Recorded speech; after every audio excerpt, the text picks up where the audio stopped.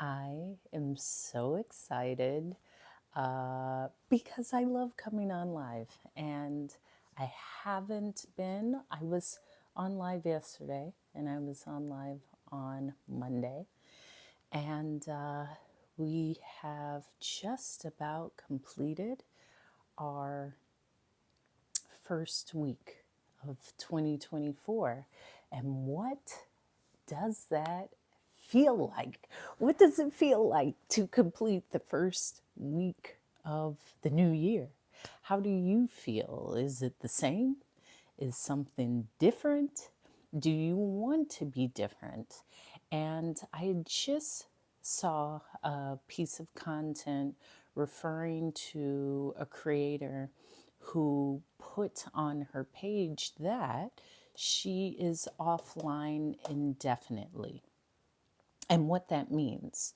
And essentially, she was saying through her time of content creation, she just had gotten past burnout.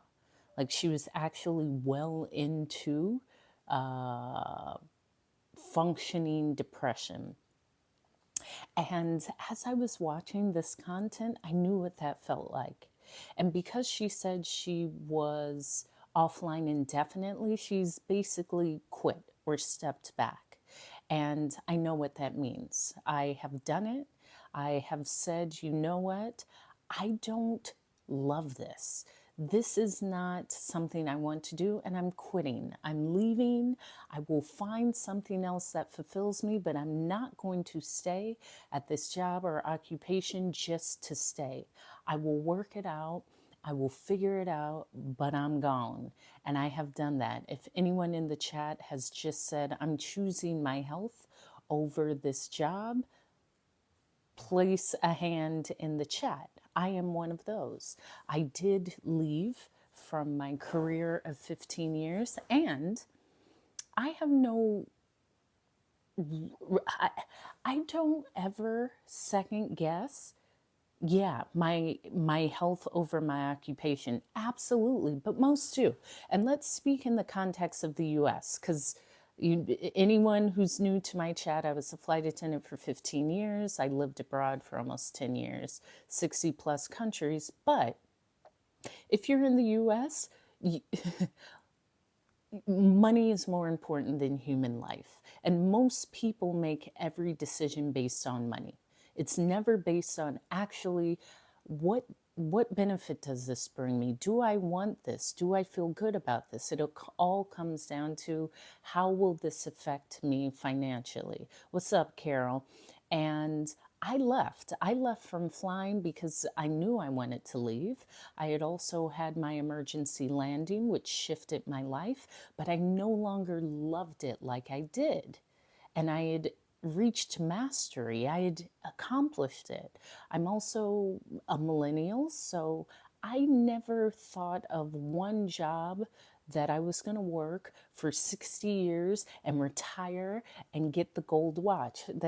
That was never my thought process. In fact, I I don't ever care to just work, ever. I can put dedicated effort into something that I'm passionate about or that challenges me, but I'm not just going to do something for money. I'm not. And what that means to have that thought process, to say it's either something I love, something that challenges me, something that brings something else. Maybe it's a meaning or purpose. This is my second career, really, speaking professionally. It had to be purposeful. Thank you, Meza.com. Thank you. It has to be meaningful. Here's the other thing, Meza.com. I, I never saw people who hated their jobs. Anyone who's new to the chat, I always speak highly of my father. And my father just passed away last week.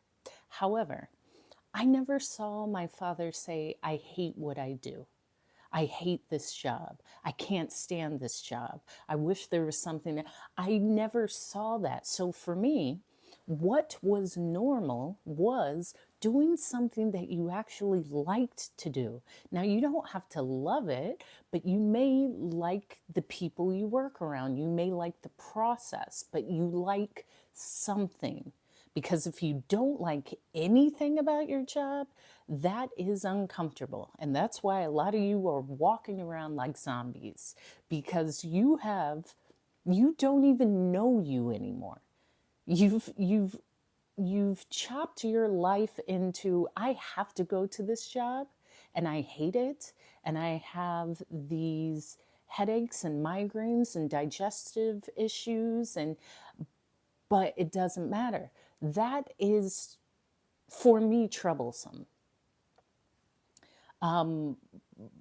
But I also knew what that would take if I choose to live in a space where I'm only doing what I want. Side note, my parents would always say this because I would only do what I want. I didn't even listen to them. Why am I going to listen to someone who has control over me financially? So when I left that career in 2020, it was like threefold. First of all, hello, Detroit Sean. I love seeing your comments come across my screen. The first reason why I chose to leave, I was ready to leave. I had I have ingested the world. I haven't just seen the world. I've lived the world. I have friends all over the world. It was more than just visiting the Eiffel Tower. I said, "Oh, I want to move to Paris." I lived in Paris. I lived in London. I lived in New York. I lived in all of these cities. But I did that for 15 years. So it wasn't going and seeing the Eiffel Tower once. It was living there. It was going there for Christmas or friends' birthday parties or Bastille Day. I have ingested the world thousands of times. For New Year's, I would usually not fly. When you know when you are ready to leave, you know. It doesn't have to be so difficult. And often, and Carol, this is the response to you, often you've already talked yourself out of it. It's not when do you know, it's listening to the fact that you know. Because as soon as something may affect your financial well-being will often shift into that's not possible. Yeah, and you still can, Meza.com. You still can. You still can. This is why I speak. I always speak about my travels. However, I have friends now that say, oh, I'm going here and I'm going there, and I think that's fabulous. I recommend everyone to travel. It doesn't have to be internationally. I think it goes in steps. If you just have locations in your state, do that because that will just give you the confidence and expand your mind to take the next step to go to a different state and then go to another state. And then, maybe I will get my passport and travel internationally because it does take an element of confidence to travel, and I understand this. It takes an element of venturing into the unknown. Because when I moved to Maui, Hawaii, I knew I wanted to leave because I'd been in cities for well over 10 years. DC, London, Paris, New York, I was in Jersey. I was done with cities. I've lived in the best cities in the world. I've seen the best cities in the world. I don't want to live there ever, ever. And it's more than just experiencing the city. I've experienced every major city in the world. So I have a sister who lives in New York City. She's been there about 20 years and she loves it. She loves New York. I have a different outlook because I don't like New York, but I also have been to New York, I've been to Barcelona, I've been to Shanghai, I've been to Paris, I've been to Beijing, I've been to Athens, I've been to Rome, I've been every major city you can think of, I've experienced several times. And when I say several, let's say at least 20, 25 times. probably more. So I do like elements of a city. I like the element of getting lost because I'd only lived in cities with more than a couple million people. You get lost. You get lost in that. You kind of fall into the crowd. Everyone's a bunch of ants compared to somewhere that has 50,000 residents. Yes, New York, here are the things I enjoy and that I highlight and that I give to New York City. The food scene, absolutely. I love that because I've traveled a lot. A lot of places that say that they are authentic Italian or Japanese, they're not. And I would have come back from like Tokyo and say, this isn't authentic. I was just in Tokyo on Wednesday. However, New York, San Francisco has some of the best Chinatown. I mean, similar to if you were in Asia. I love the medical facilities in New York. I loved all of my doctors in New York. And I love the ease of getting around the city. I think there's great pizza everywhere, and I understand that, Janine. However, does New York have better pizza than Milan? Not to me, but it has good pizza for it just depends. It doesn't have to be the best. I don't even to me the best is for people who haven't experienced enough variety where you have to have one ultimate this is the best. No, the best is me. I make it the best, but I can find the best everywhere I go. Yeah, it went up to $2. It was $1, but I think you can still get your two slices or one slice with two soda cans. I loved London. When I lived in London for about 7 years, loved it. I don't like the weather. The weather is horrible. And I'm from Central California originally, so sun, I do like sun. I love being outside all the time.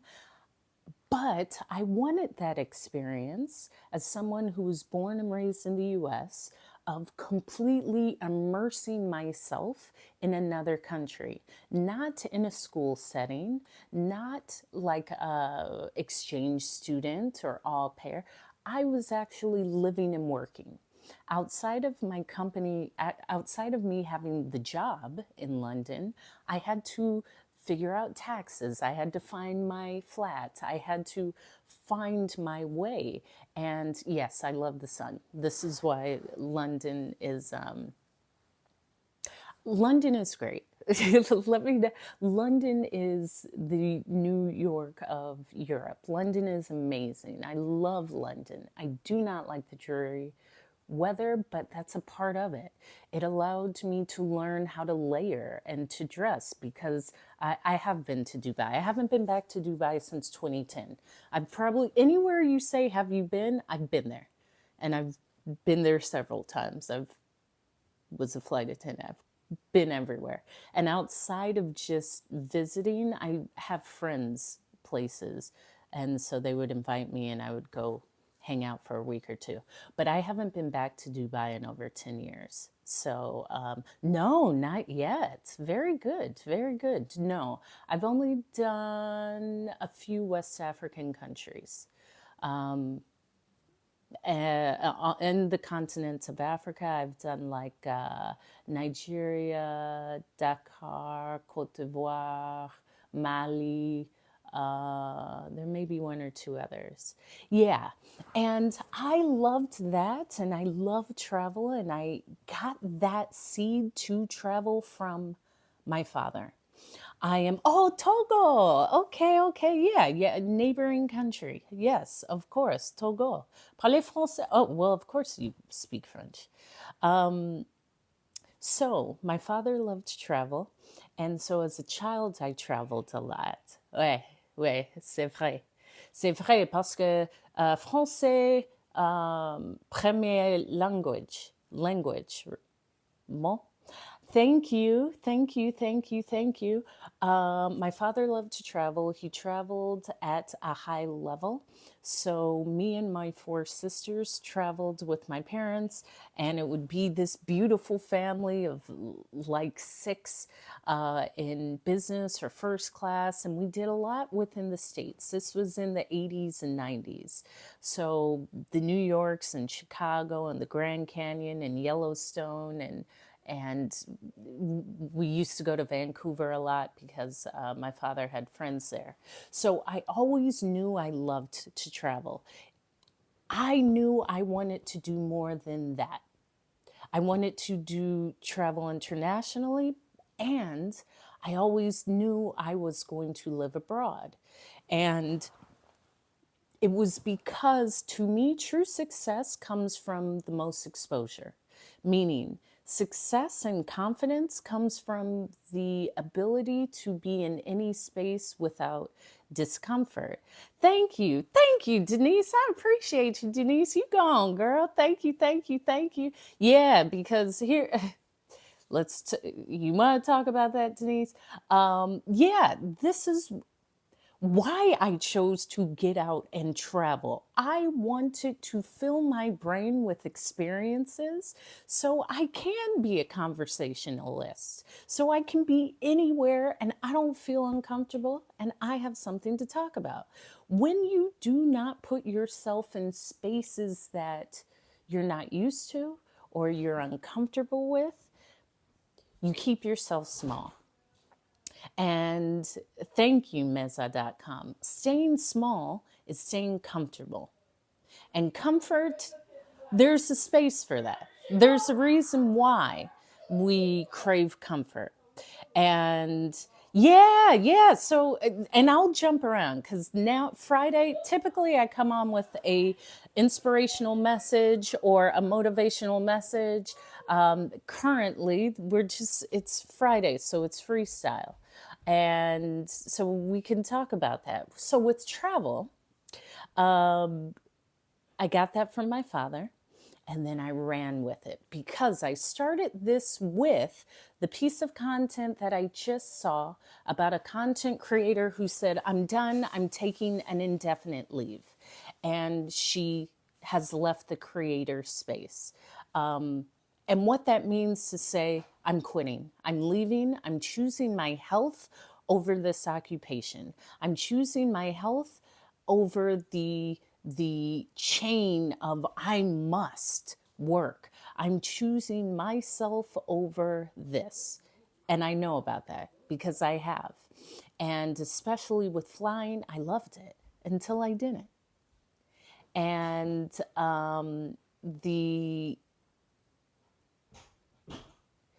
the confidence to say a lot of things will come up with my dad because I'm like a daddy's girl, and I'm remembering him a lot.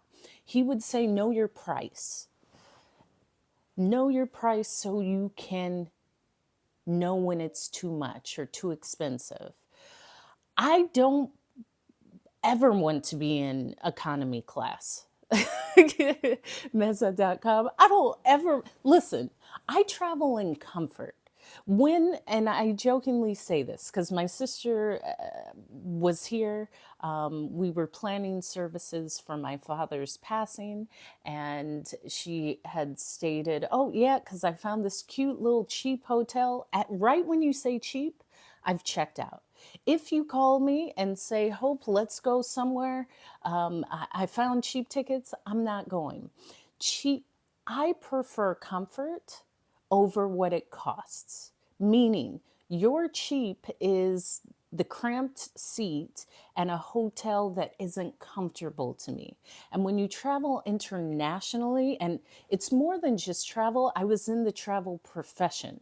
So I know the ins and outs. I would have discounts. I know a lot of people in different cities or hotels where I could get a hookup. However, I'm never looking at the price. I'm going off of my comfort.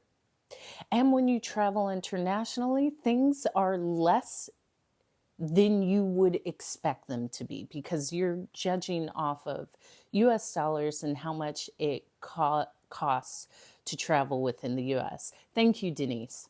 Yeah, he is proud. He's with me. It's not I had shared in my live yesterday, it's not a loss. It's only what I've gained. I've gained all of this wisdom. I've gained this insight. The reason why I'm speaking is because of my father. He was a fantastic orator.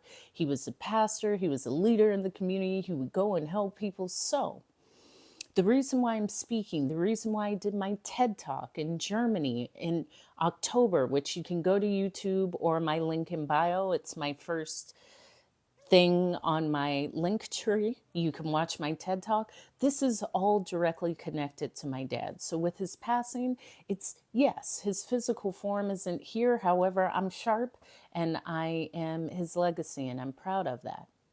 So I don't do cheap. Never have.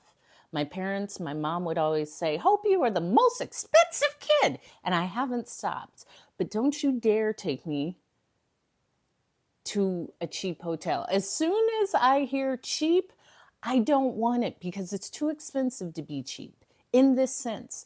I'm not saying I have to have a 6-star penthouse suite at the most expensive hotel in the city. What I'm saying is, I know my comfort level, and that's where I go.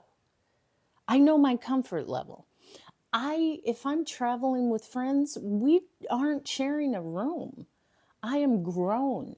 I love you and you are my friend. However, I want to close a door and not see you for a few hours. I like that.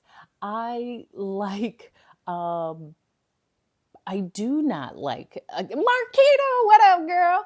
I do not like economy. I didn't like when we stepped down into economy with my family. I was like, Dad, what is this? Alas, sometimes you do have to scale back, but I don't want to ever do that again. I'm still scarred from that. What up, Marquita? I'm glad to see you. I'm glad to see you. So, yeah, I don't think of what is the budget. I already know the roundabout about what I'm going to spend wherever I go. So again, here's the other thing. I did this professionally. Like I did this every week of my life for 15 years. So the way I see travel and exploring the world is never going to be the same as someone who hasn't been in the profession. Just because when someone who hasn't been let's say in aviation, they are thinking about security and the lines and the cost of the tickets and getting transportation. As a flight attendant, first of all, you have your own security. So I'm never thinking about that. This is how my view is different from anyone else's because you essentially have VIP treatment everywhere. You're not going to be in the line with the revenue passengers. You have your own line. You're the first to get on the plane. You know all of the gate agents. You aren't rushing to get on the plane because you know you have to be there an hour and a half. You get on the plane, you talk to the cleaning staff or maybe the galley people. When you work to a location, let's say you're working to London, often we didn't even go through customs. So someone who's not in the industry, when they're thinking about traveling internationally, they're thinking about going through customs and the line in customs and getting their passport stamped. We didn't do that. We would come off the plane, go outside of the door from the jet bridge, go downstairs and get in a van that would take us. Our transport was already waiting. We didn't even have to call. We would get in the transport. It would take us to our hotel. Our hotel, we had our own designated line to check in. At every hotel, we always had discounts on food and room service because we were there working a trip. So it could have been anywhere from 30% to 50%. So I'm sharing this to share with you. Oftentimes when two people are talking about the same thing, they don't have the same perspective. I don't have the same perspective as anyone who travels. I don't pay for tickets. So initially that even thought of, well, I bet that's expensive. I don't know. I don't know. I don't know how much it costs to buy a ticket. I haven't bought tickets in years. So even that shifts the perspective. The fact with most flight attendants, you can fly on other airlines for like a fraction of the cost. And when I say a fraction, it would be like 5% of the lowest ticket fare, or even less than that. Sometimes it was nothing and it was just the taxes. So when I say I've just gotten up and gone everywhere. Hey, come here. We're doing this in Tokyo. Okay, I'll go to Tokyo for 3 days. Most people will plan their whole lives to go to Tokyo for 10 days. In that profession, I was like, I remember us flight attendants saying, we're in Paris again. Like, I've been in Paris. What's up, Anne Marie from Connecticut? I've been there several times. Oh, we're in Paris again. I've been here 4 months. And there would be passengers that waited their whole lives to go to Paris. And for us, it was like, ugh. I mean, even now, it's Paris. It's okay. It's not, I mean, there's other places I would prefer to go, but it's not rubbish. But also, imagine having the option of being in Paris 2 days a week, 3 weeks out of the month. And you would do that for 10 years. So there were people that would only fly Paris. I'm from heaven originally. See that? See that? See that? I fell into California, but I'm from heaven. If you were only flying Paris, you would, anywhere you go, you'll meet people. You'll meet people. And so someone would say, hey, come back on the 28th. My friend's having a birthday party. You could go trade a trip with a flight attendant. So you would be laying over. Oh, that's great to hear. That is great to hear. To go to the birthday party on Paris, or I'm going to be there with my friends on New Year's, or I'm going to be there with my friends during the sales. Because in Europe, specifically like Paris, France, and Italy, it's not like the American cycle of constant sales, clothing sales. Yeah, yeah, yeah. I love it. I love it. There's so many beautiful sky angels in the sky. I was talking about traveling and Paris and the sales. So in Italy and France, the clothing sales are twice a year. It is not like every 4 weeks here in the US. It's twice a year. So it's now.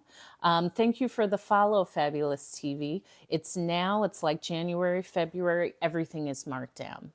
And then so this is the winter sale. And then there is the summer sale, which is like August or July. And that's when everything goes on sale and all merchandise is marked down. Outside of that, there is no like after Christmas sale, Black Friday sale. That's an American concept.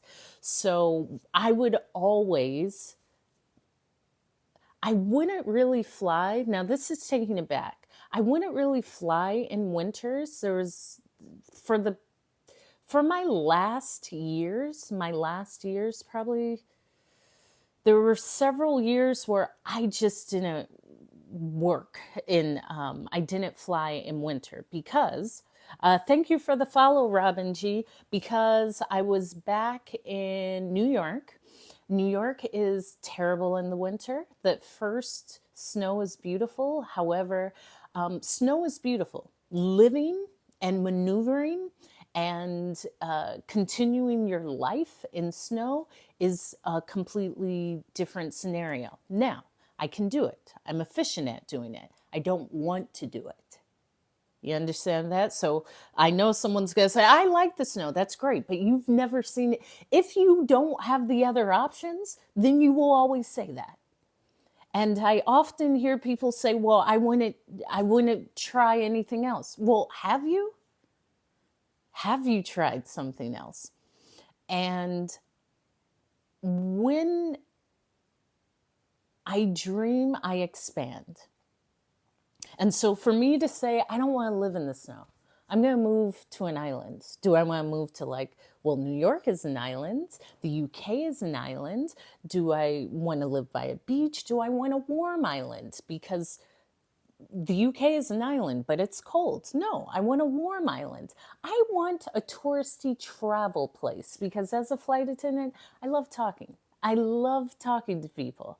I like engaging with people. I usually am the best person.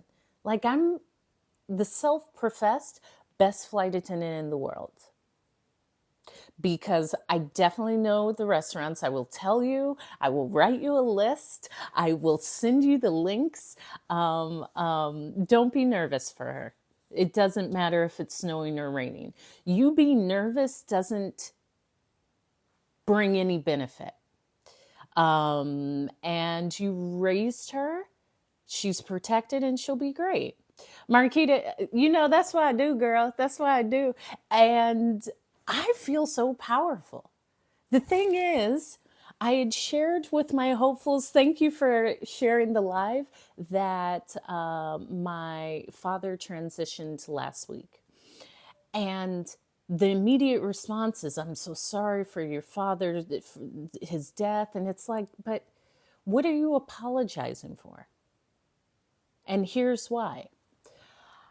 I, number one, accepted the transition of my father. I accept my death. I'm going to die.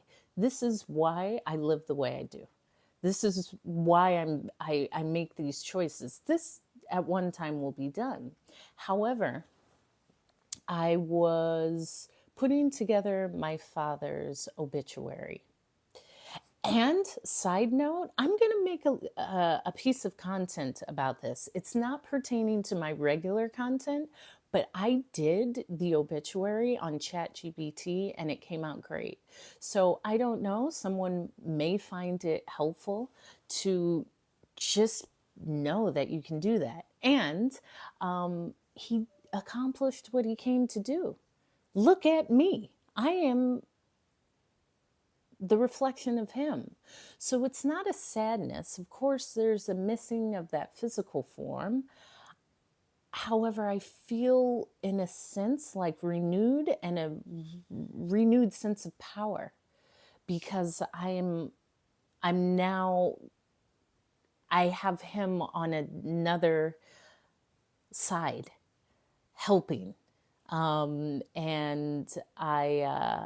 I just feel inspired. It's not, of course, I feel everything that grief is and isn't. It's a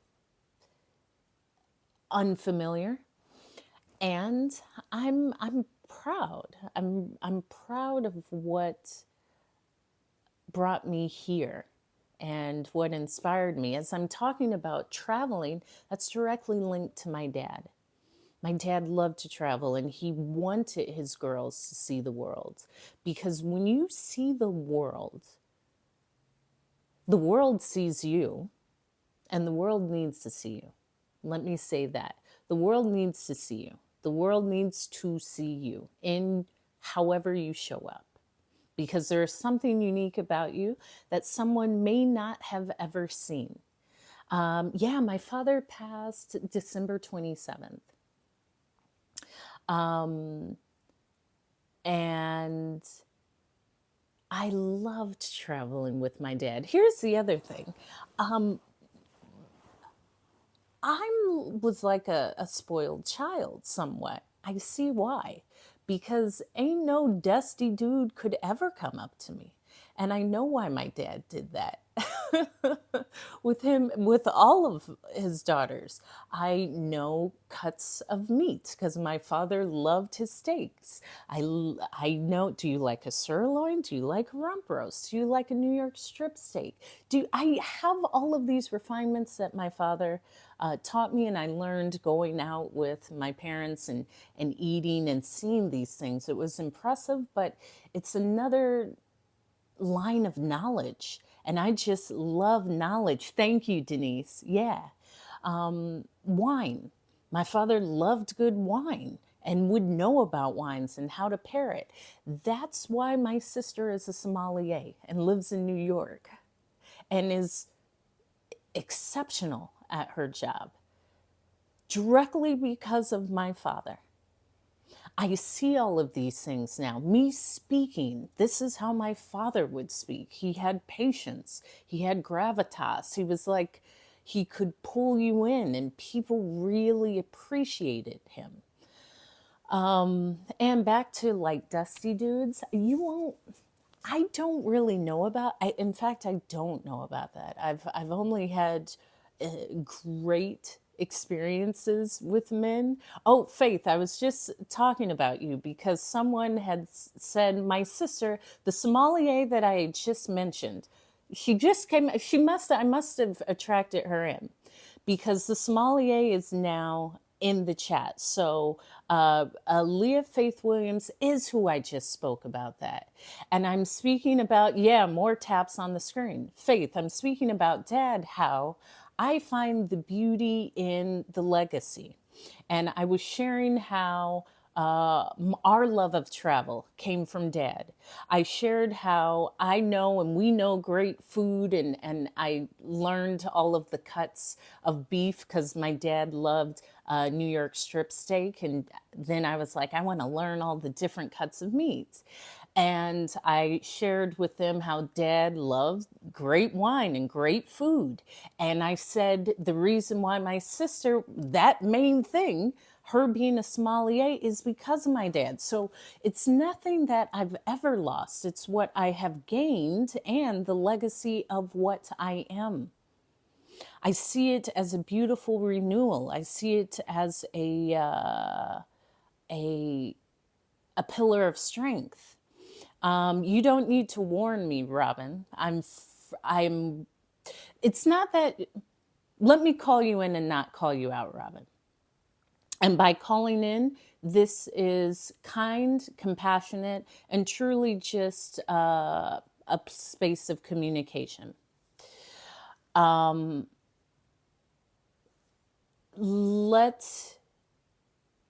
question is, what is the warning of?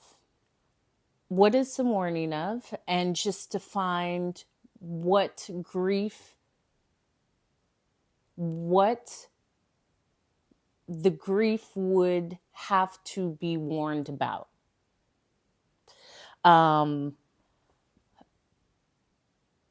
Because when I hear that, what I heard is caution to the discomfort of someone dying and how humans feel.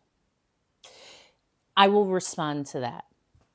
I am in touch, in tune, and aware of myself. I have, in my adult life, encountered death, both close to me and others that weren't. I also have a great therapist and great tools. So any tools that I would need, I have.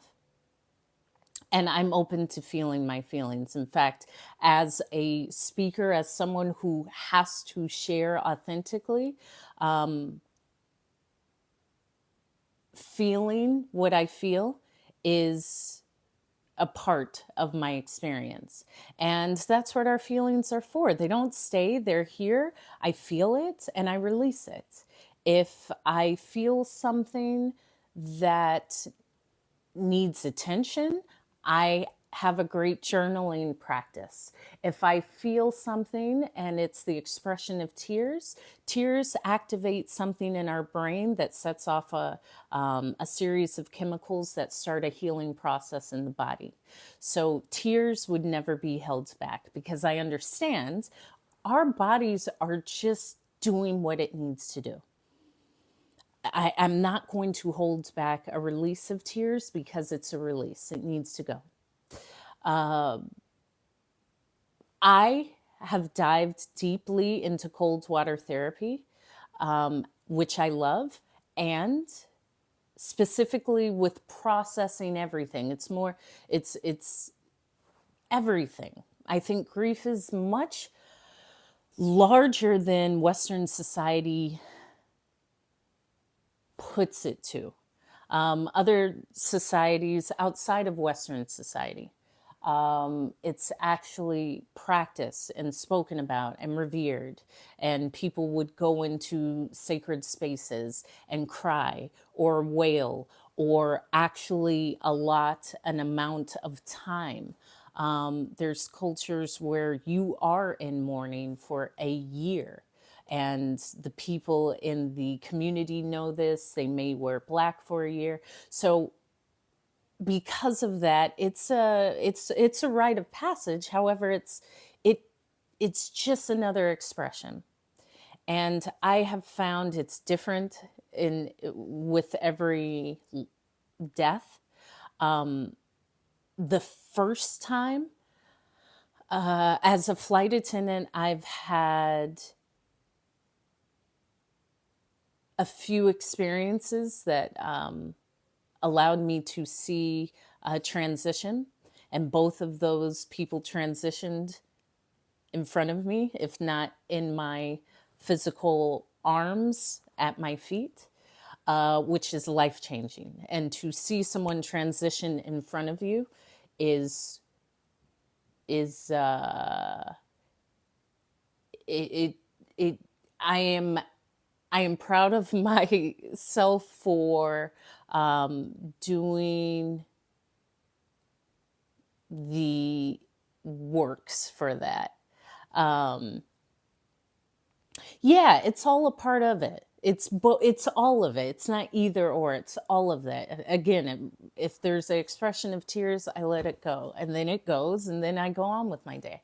This isn't. There's no time limit for this. Mourning a significant loss. This is for the rest of my life, and that's how I see it. However, I would advocate to have the tools, because I have observed there are individuals that aren't aware of the tools we have available, that aren't aware that doesn't have to be carried.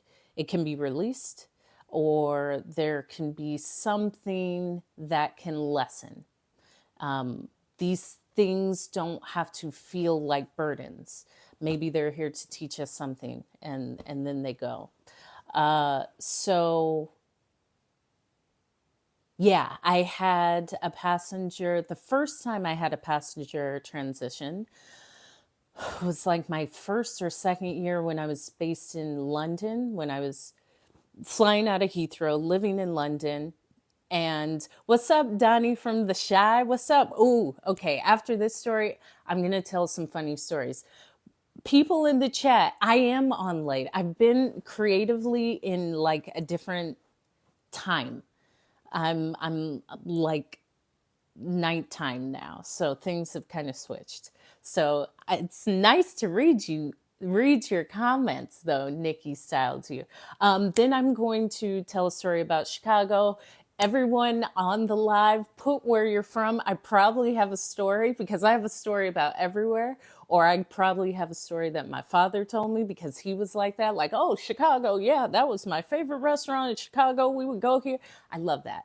So the first times a passenger, well, of course, Nikki, we already talked about this, because I lived in DC, and I love talking about my stories in DC. And I lived in VA, because I started off in Alexandria, Virginia, near Old Town, and then I moved near Thomas Circle. Yeah, I think everyone is different, Marquita. Every loss is different. Oh gosh, New York, yeah, and VA. See, I have all of these places. I will share these stories. So the first transition on the plane, I was a flight attendant living in London, based out of Heathrow. I was working with one of my great friends, and we were working from Los Angeles to London. And from when you work those flights, you fly through the night. So I think our pickup from the hotel was like 4, and the flight left at maybe 6 or 7 from LA, and it was a 10-hour flight. So it landed at like 10 a.m. London time. So you fly through the night. So it was a Boeing 777-777, which that plane was configured. It was huge. There might have been like 12 seats, let's say 12 seats in first class, 46 in business class, and 277 in economy. There was, of course, I still know all of this. I know all of this. There was a passenger in business class cabin, and nondescript, came on, had his meal, went to sleep. So when you get on a flight from like Los Angeles to London, when you get on, there will be a series of services. So you get on, we take off, there will be a beverage service, and then there will be a meal service, and then we would come through the aisles and pick up all of what this is how it goes. You get into the air. If you're in economy or first or business, there's the initial beverage service. So you get your drink with your pretzels. Okay. Then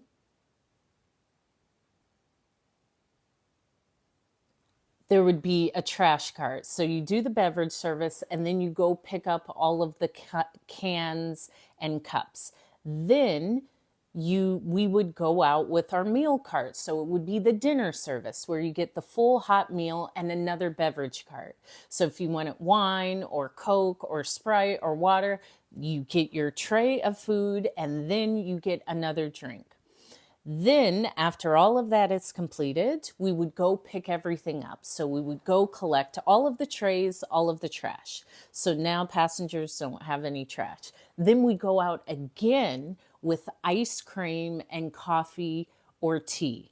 Then we bring those carts back, and then we do a trash pickup and pick that all up. And then we go and hand out little water bottles. You see how many services that is? That usually takes about 90 minutes. So 90 minutes, 2-hour mark, we would start with the break schedule. Now, because this is like a 10-hour flight, we would get like a 4-hour break. So if there were 12 flight attendants, let's just say 12 flight attendants, 6 would go on first break. So they would have their first break for 4 hours, while the remaining 6 cover the rest of the cabins. So if there was 6, there would be 2 in first, 2 in business, 2 in economy. I don't know. These are arbitrary numbers. So you still have cabin coverage. You still have flight attendants to give you a drink or just be there if there's an emergency. However, half of the staff goes either upstairs or downstairs, and we have bunks where you sleep. It's like a whole almost little apartment with full-size beds and curtains. It's like on a train carriage, like if you have a sleeper bed, and there's earphones, like the phones in every bunk, just in case there's an emergency. There is the radio or something where you can plug in some headphones and listen to music. And there's no TV though. And when you go into the bunks, the cleaners leave a series of duvets. So we have duvets, we have pillows, we have sheets, and we make our beds up. And it's really nice. However, some people are messy, and this is why nothing gets to me, because I know people are a mess. I've seen a lot of life.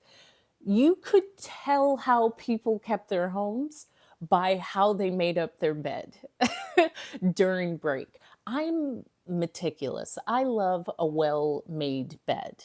Right now I'm in California. But I would see those people. And here's the other thing. If I'm resting for 4 hours, I don't sleep during the day. Like, I'm not a nap person. I don't take naps. If I'm up, I'm up. If I'm up, I'm up. I'm out. I'm awake. When it's dark, I'll sleep.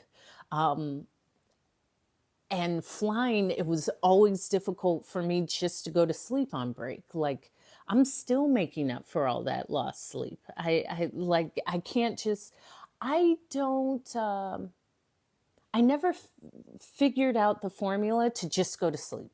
So people make up their bunks, you get 2 or 3 pillows, you have a nice duvet, you close the curtain, you go to sleep. 4 hours. After 4 hours, we would get up, go brush our teeth, like kind of make ourselves up, and recover those. Uh, watch out for that. Yeah, watch out, because I will charm the pants off you. I will. So, uh, so I'm talking about the bunks. Half of the crew goes to sleep while half of the crew is working. Then shift change, we get up, we brush our teeth, we go and recover that crew while the other half goes to sleep. So I was on first break because I would work the galley. Now, I don't know if anyone here has ever been a flight attendant, but here's another thing my dad would tell me. Most people are wimps. Most people are. Most people want to do the easiest thing. This is why I say I'm great, because I'm great at doing hard things. I know I can do it, and I know most people won't do it. So I already have that advantage because I don't mind doing something that's difficult. I don't mind that embarrassment of learning something new. I just know that that's a short amount of time. So anytime something new comes, I know it's just the time I have to learn it, and then that'll fade and I'll only get better. However, doing the galley, business class, flying into London was a task because business, I told you economy service. Business services, you get up, you go out with hot towels, then you go and pick that up. Then you go out with linens and lay linens on everyone's tray table. Then you go out with warm nuts and their beverage of choice. And it's business. So someone would want, their gin and tonic and a sparkling water with lime. Then you go out with the appetizer. So the appetizer could be a chilled smoked salmon or depending on where you're going, but this is specifically to London. Oftentimes, thank you, Lily, for the follow. It would have been a chilled salmon with capers, lemon, some sort of dill caper sauce. That is the starter. Then you go pick up that little plate. Then you go out with the salad cart. So you have the salad and you have choice between a balsamic vinaigrette or some creamy dressing. You have a choice of fresh black pepper or croutons. Would you like hot bread? Because there's 6 types of warmed hot bread. Oh, yes. Okay. So then that's the salad and bread course. So the whole time, there's 1 or 2 flight attendants doing the food and one just going back and forth, refreshing wines, waters, picking up glasses, like there's a lot going on. While that's happening, there's a person in the galley setting up everything. And that was always me because none of these mofos wanted to do it. And I was always the least junior, the most junior, and the youngest. And I was new to the base. I am me. Yes, tap the screen. Let's get this up. Let's get these likes up to 20,000. I'm telling you some stories. So when I transferred to London, I moved to London at 24. I'd been flying for a year and a half. London, the base, and this is the greatest thing, I got to work with other people in other countries. Americans actually have a very high work ethic. That's how I can assume. but I don't know. Um, we have a very high work ethic. Americans just work because what's the other option? It's not like you have standardized healthcare. You gotta work, or you have no healthcare. Why would you take a vacation? Work, work, work. Um, and what's up, Jaywalk? So, somewhere like Europe, Germans have a very high work ethic, but they are proficient. They're proficient. Americans are on the scale of proficiency, it would be like Germany, Japan, probably Denmark. Like the US would probably be number 10. We have a high work ethic. However, it can be refined to be proficient, if that makes sense. And so the Brits have a different work ethic. I don't think it's better or worse. It's just different. I just wasn't used to seeing people like having a cup of tea in the middle of service. Like, what are you doing? We're supposed to be in the aisles giving out food. Hey, we're having a cup of tea. Like, yeah, but we're working. How do you just stop and have some tea? Like, we gotta get this job done. We ain't doing that. I know. I love this mic. That's why I had to make the post about it. I love it. And let's talk about the Brits, because although I did live in London for 7 years, like full time, I was completely disconnected from the US. I still feel completely disconnected from the US because my entire life was not here. And at times I feel not, I don't have a thought pattern of an American. I just don't. My whole 20, well, most of my life was spent abroad, but let's say from 24 to 30, I was not here. So sometimes I'll hear a song. For a long time I would hear songs like, why did I hear that? And it was like, oh, I wasn't living here. I was not here. But anyway, back to the Brits. I was based there. I was 24. You see how beautiful I am now. 24, man, I was in the streets. I'm here. This hot Californian is here with this intelligence. I'm here. Let's go, dudes, lovely men, princes, diplomats. I love a diplomat, son. Let's go. So if I had to fly, but a lovely diplomat invited me to some private ball, I'm not going to work. I was always calling in sick, or I was finding ways not to go because I'm going to this. Like, I am going with this prince. I'm not going to fly. And this is when I drank. I no longer do, and you'll hear why, because I've done it to the fullest extent. However, when you're 24, you can go and party till like 6 in the morning and like play it off during the day. I wouldn't even dare to do that. I stopped doing that by 28 because I did a hard run. I was like, I did a real run of drinking from like 16 to 26. That was like, I was that kid who waits till 21, but like 16 to 26. The people that knew me when I enjoyed alcohol, that's the thing. You got to enjoy it. And I enjoy it, and I enjoy a lot of it. Why have one glass of champagne if you can have 5 bottles of champagne? I prefer like bottles to myself, and I'm not joking. There's a reason why I stopped drinking. So, while based in London, I would often be out at these events. Did my family think, girl, do you hear these stories? Danger. I don't know if they thought about, I don't know, but I don't care what they thought because I'm here telling you the story. I'm never in danger. People are in danger of me. You got to understand who you're talking to. What am I in danger of? Who's going to catch me? I'm a runner.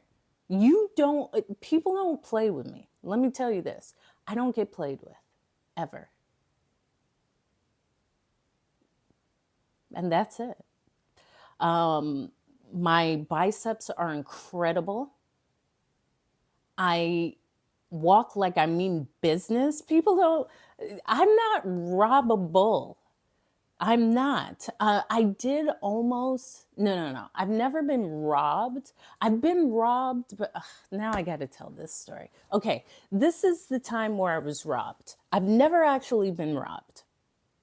But when I was living in London, my flat was me and two flatmates. So one of my flatmates was half Nigerian, half German. The other flatmate was half South African, half Belgian.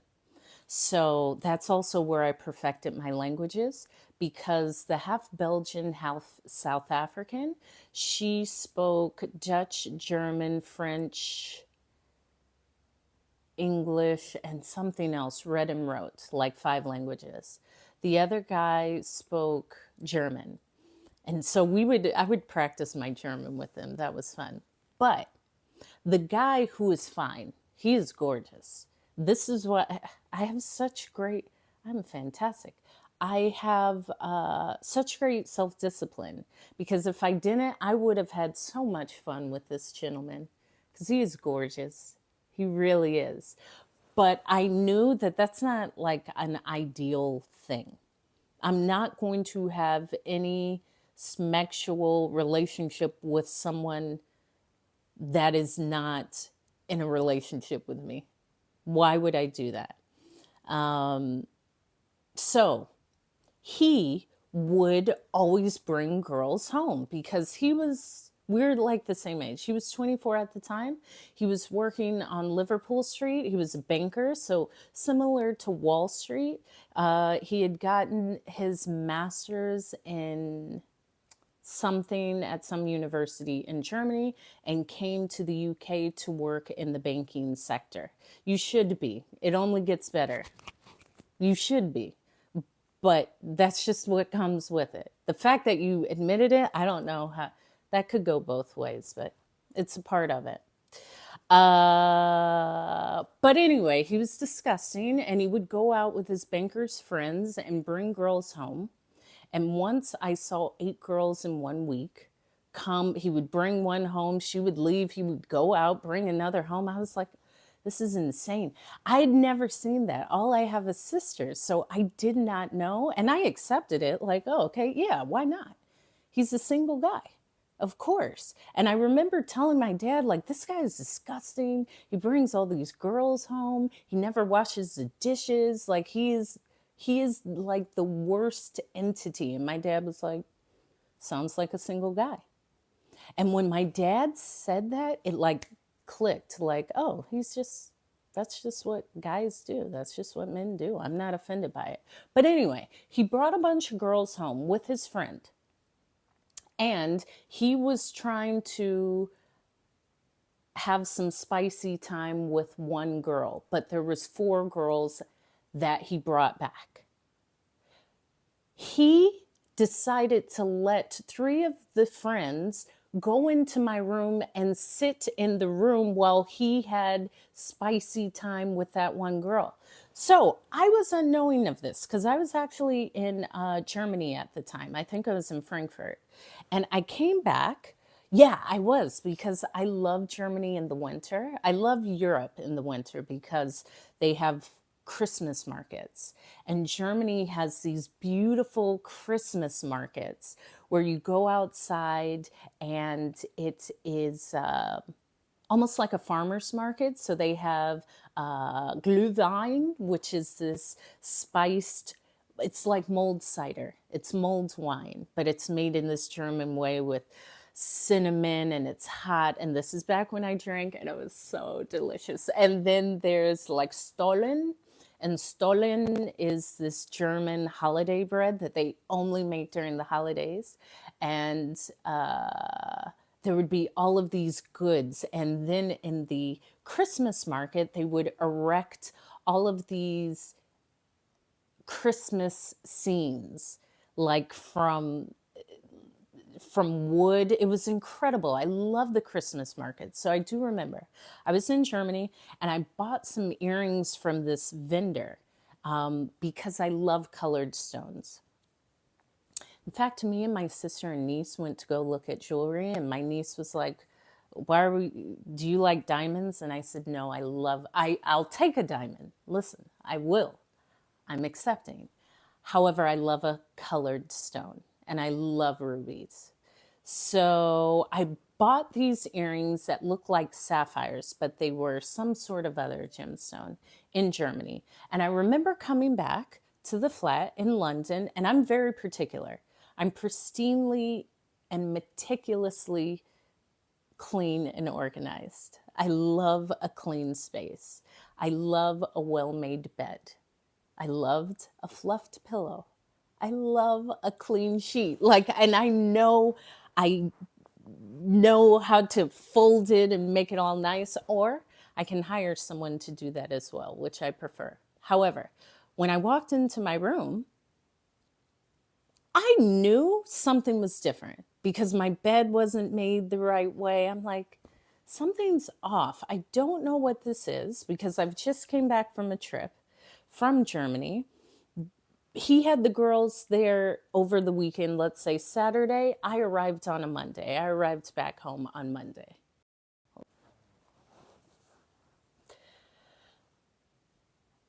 If you're asking for yourself, it's not you. Because anyone who knows they could have me would know they can get me. However, I do not discriminate on age, honey. Not at all. Why? Why? I love a good 20-something, young and dumb. They're great. And then I put you back into the world, a better person. That is the purpose. So no, that doesn't mean anything at all. So I come into my room. It's the truth, Marquita. I notice like my bed, something's off. I go to plug in my phone and my charger's gone. And I'm like, what? It's just me in my room. Where is my charger? Like, I instinctually went to go look at my dresser and I saw these earrings. Things were gone. And I looked in my wardrobe because many closets in London don't exist. You buy a wardrobe. So I looked in my wardrobe. I'm like, I just started looking for certain items. Now, whoever robbed me, I'm not coming towards you. Tanaji, I'm not coming towards you. That's not how it works, ever. It never has for me in that way. So if you're saying me, I'm never going anywhere for anyone. I go somewhere for me, but I'm not going anywhere. I go to my wardrobe. I notice these limited edition shoes were gone. Now, granted, I don't like that I got robbed, but they got some great stuff. I have to say, they got some great stuff. They took every limited edition because I love limited edition. I don't like things that you can just go in the store and buy. I like something that's one of a kind. This is why I like vintage. This is why I like I don't care about a handbag. I've gone through that. And most people don't have great taste, so they look ridiculous anyway. But if I were to want a handbag, it would have to be like from a no. It's scary. What's scary about it? There was nothing that I was never in harm. Now my things got taken by some girls. I understand why they took them. You ain't never gonna see the stuff I have. You kind of robbed the best person. They took this beautiful coat that I got in Beijing. They took they got stuff from all around the world. Good for you girls. Whoever you are, I know you are never getting rid of my stuff because I have exceptional taste and they got some good stuff. It's not about them. It's about the stupid flatmate who wanted to have spicy time with the girls, so he let the 3 girls in. So once I saw that my charger was gone and that these earrings were gone and certain shoes, I was like, man, Odia had some girl, that was his name. He had some girls over here. I automatically knew it was him. And so I went to him and I said like, yo, yeah, I'm never in harm. Trust me. When I say that, I walk everywhere with protection that's unseen. I never even think about that. And harm doesn't come to me. I'm amazing. I'm hope. If anything were, I would not speak about it. If anything were, I would have probably something else handle it for me. But I'm never, people need to be afraid of me. I'm never afraid.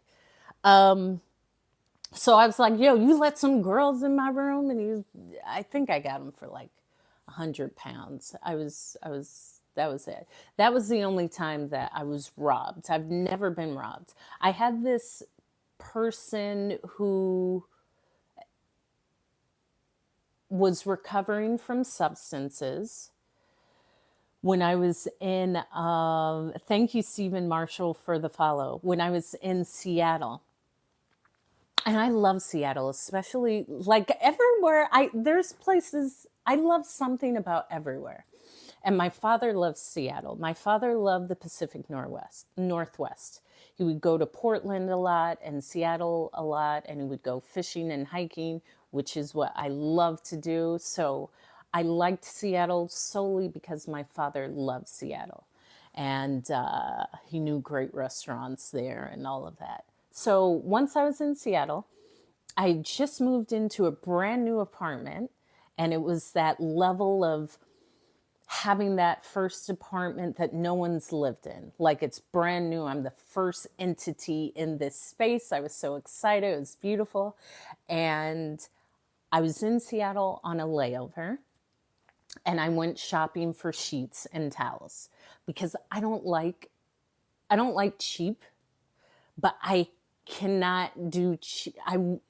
If you have cheap towels or cheap sheets, meaning like those thin ones that are like nylon that you can see through, or those very thin towels that you can just go like this and you can see through them and they're thin, thin, thin, you will never come in contact with me. Like instinctually, your energy would never attract you to me because that is all bad.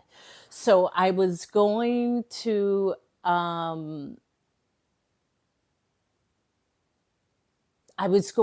buy sheets and towels, and I did. So I was walking near the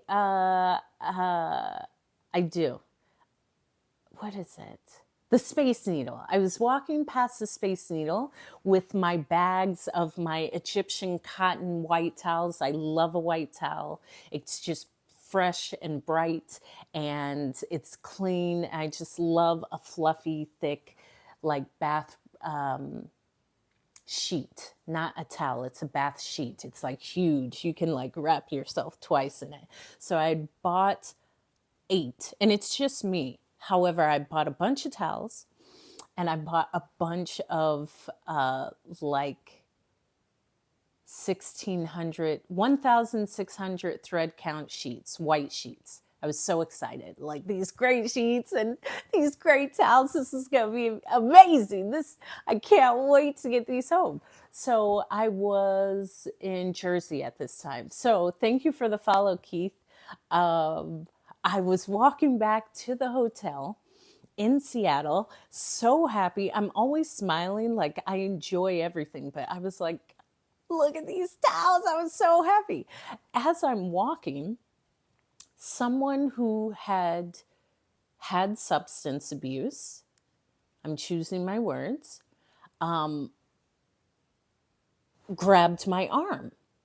Like, I don't know if he was just leaning against a wall. I'm never focused on that, but he like kind of grabbed my arm almost like to catch me, and I did the spin. No, you are not catching me. Here's the thing. I'm not waiting around to see what's going on. If when that person who had battled substance abuse tried to, I say he tried to scoop me up, he grabbed my arm, my first instinct is to do the spin. I'm not going to say, who are you? What are you doing? We aren't playing those games. My goal is to get away. So I did this and I did a spin. And then this person said, don't you run from me, girl. And that was my cue to run. When someone who has clearly had substance abuse is unhoused and they say, don't you run from me, girl, that means girl, run. And I am a very proficient runner. And that's exactly what I did. But in my mind, I was like, yo, I may have to let go of one of these bags. But which one will I let go of? Because I love these sheets and I love these towels, but I may have to release this weight if I really gotta go. Because these are the decisions in life that you have to make. This is why I don't worry about anything. I've had to make this decision. I know how serious life is. If you're getting chased, you may have to drop your towels, and that's gonna hurt. But it's okay.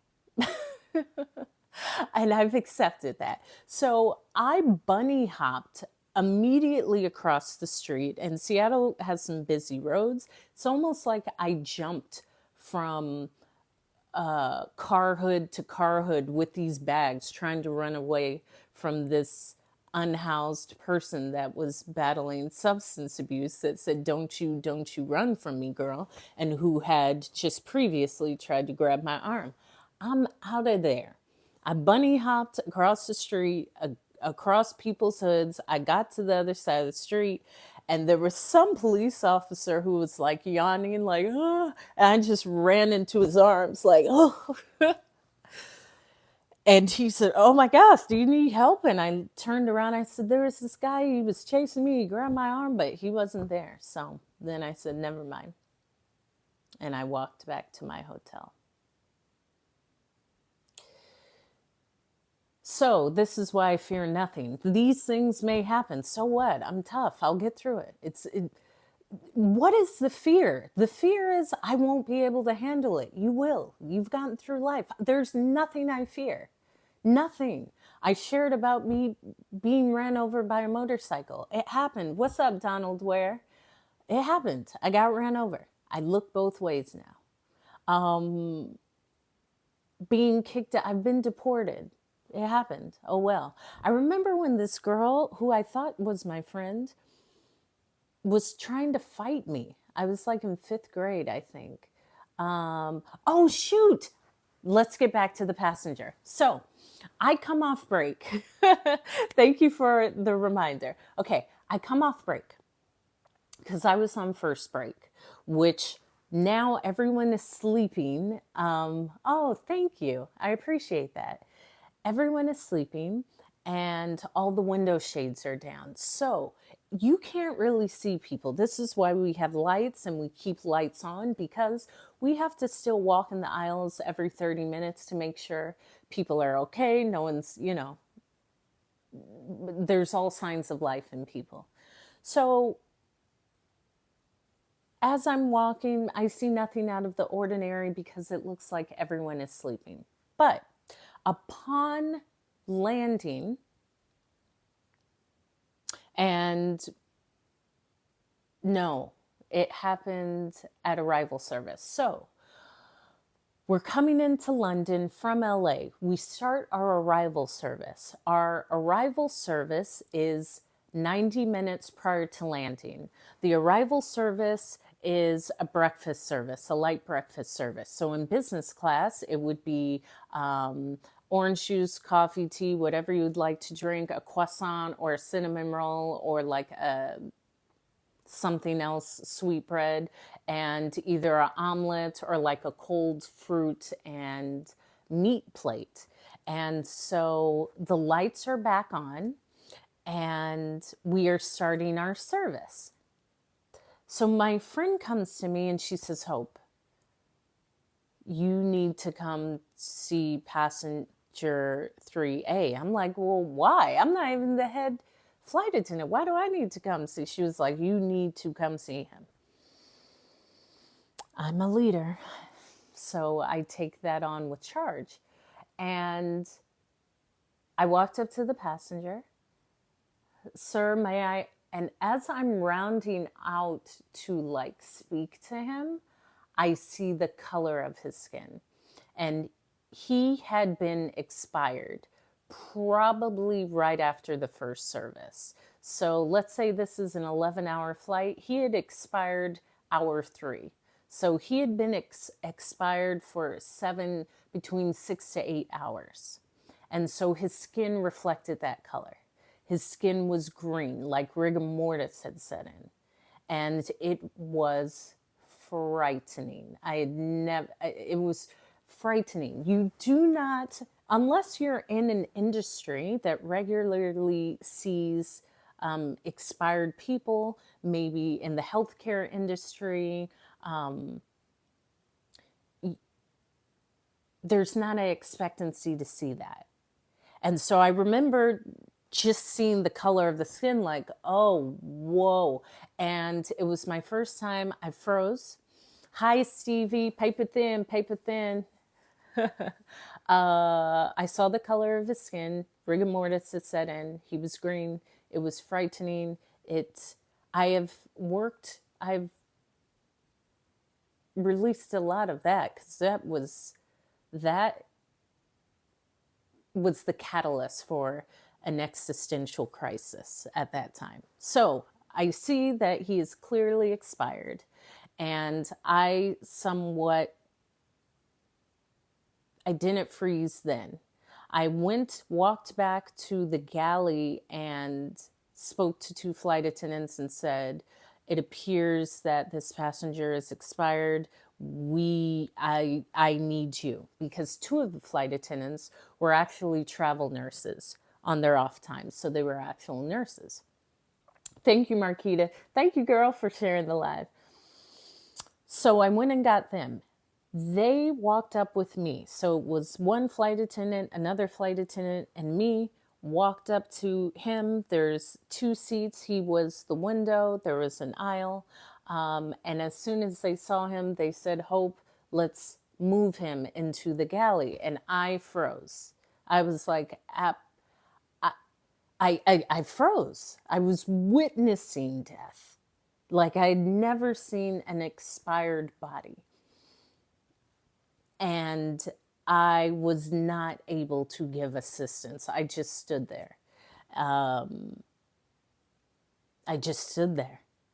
I think I stepped back and somebody else came to move him into the galley to go into first response, because you have an oath to do first responder duties, meaning CPR, chest compressions, which we're all trained to do as flight attendants and have to be certified every year.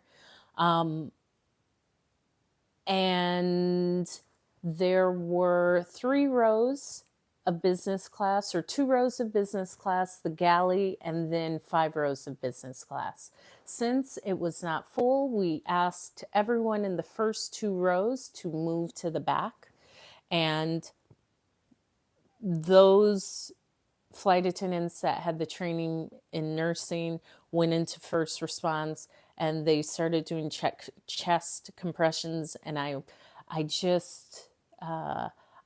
remember observing and just being, it was still shock. It was still shock. because sometimes you crack ribs when you do CPR. Sometimes that happens. He had already been expired. There was stuff coming out of his mouth. It was quite a scene. And then just the added shock of just seeing this. Like, I served this guy before, and now it's just a body. Even having that dialogue, like now it's just a carcass. It's just a body. Whoa, okay, that's how quickly it goes. And in every country has different procedures for expired persons. So depending on where you expire, every country has different procedures. And I've seen it in a few different countries. Now, the great thing, the US will bring you back. So an American, wherever you expire, the US, you may not get health care, but if you expire abroad, the US will bring your butt back to the US so you can pay off all your debts. But they will fly you back. Some countries will not. Some countries you actually have to pay. Like the US will do that complimentary. So that's one great thing about being an American. So I was watching this lifeless body receive the chest compressions, and he was expired. So we could not get him back into a seat. We could not get him into a lavatory. So we brought him into the galley and closed both of the curtains so the plane could land. Because we were doing all of this upon landing, which is already when you need to be in your seat.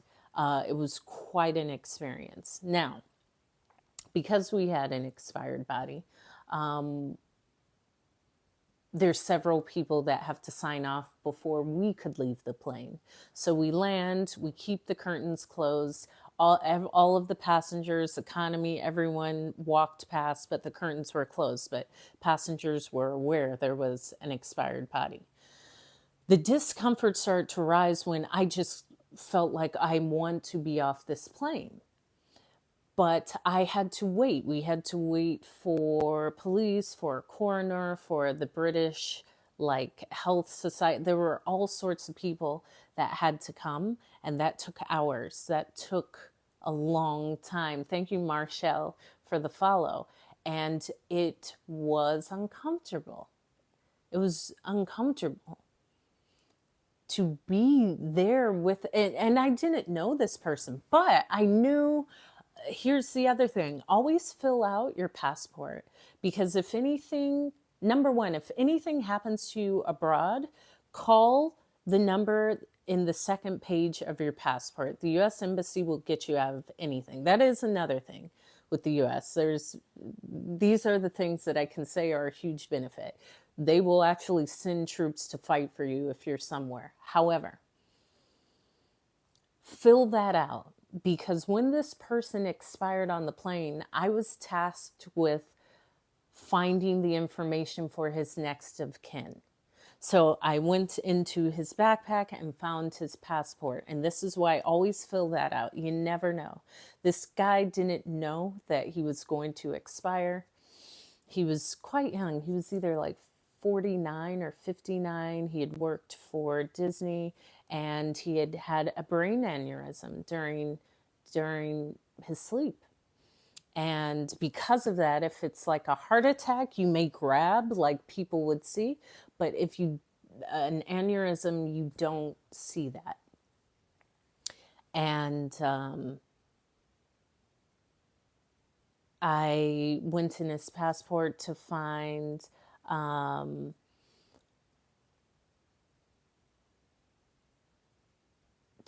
that number for that contact, and I passed that off, and I just remember thinking well, that call, who makes that call and how's that call received?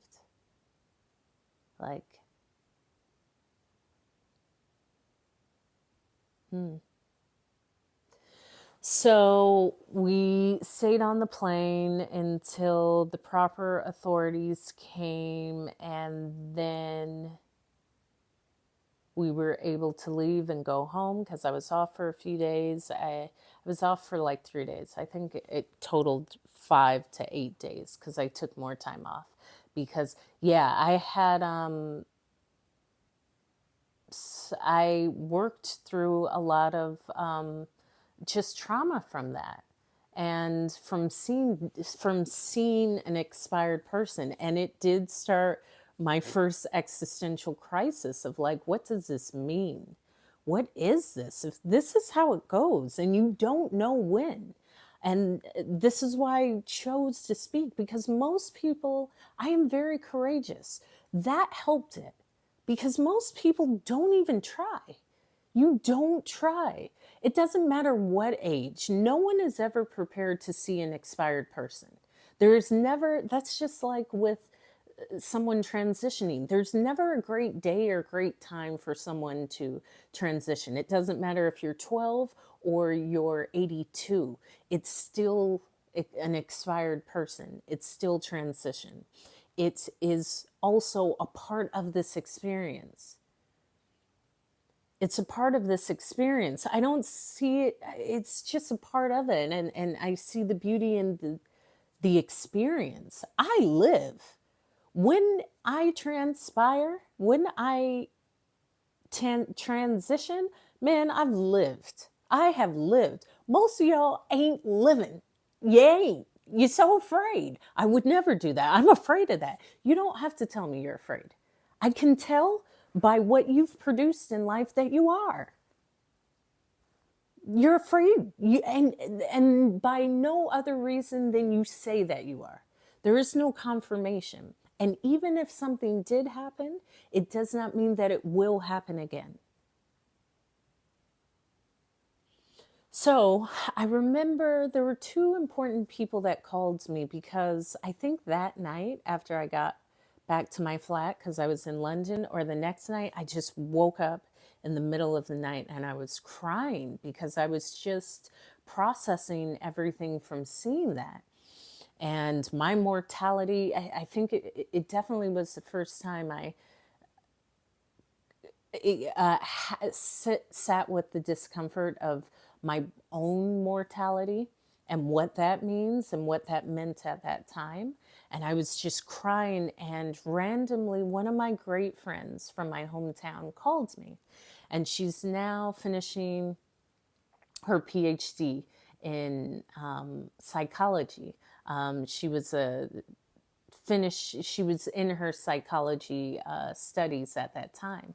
And I was like, oh, I'm glad you called me. I'm not trying to take your services, but I'm like, I was just crying because I was on a flight where someone expired, and I'm just supremely sad. Like, and this wasn't a friend of mine, but it was a human being. And I feel that void of that. And I question my mortality. And she was like, Hope, that's really traumatic. Like, of course you would feel something, like your body's still in shock. That's traumatic. You just actually saw a transition. You saw it.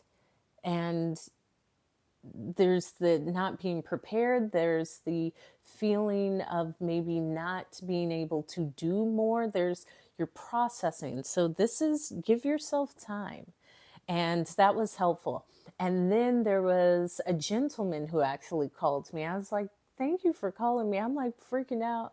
And he gave a good chase. He gave a good chase. He's always gotten thumbs up, but I remember that because this gentleman called, and I just vented to him, and he was like, yeah, that happens the first time you see an expired body. I'm like, how many have you seen? But so that was that first experience outside of like processed,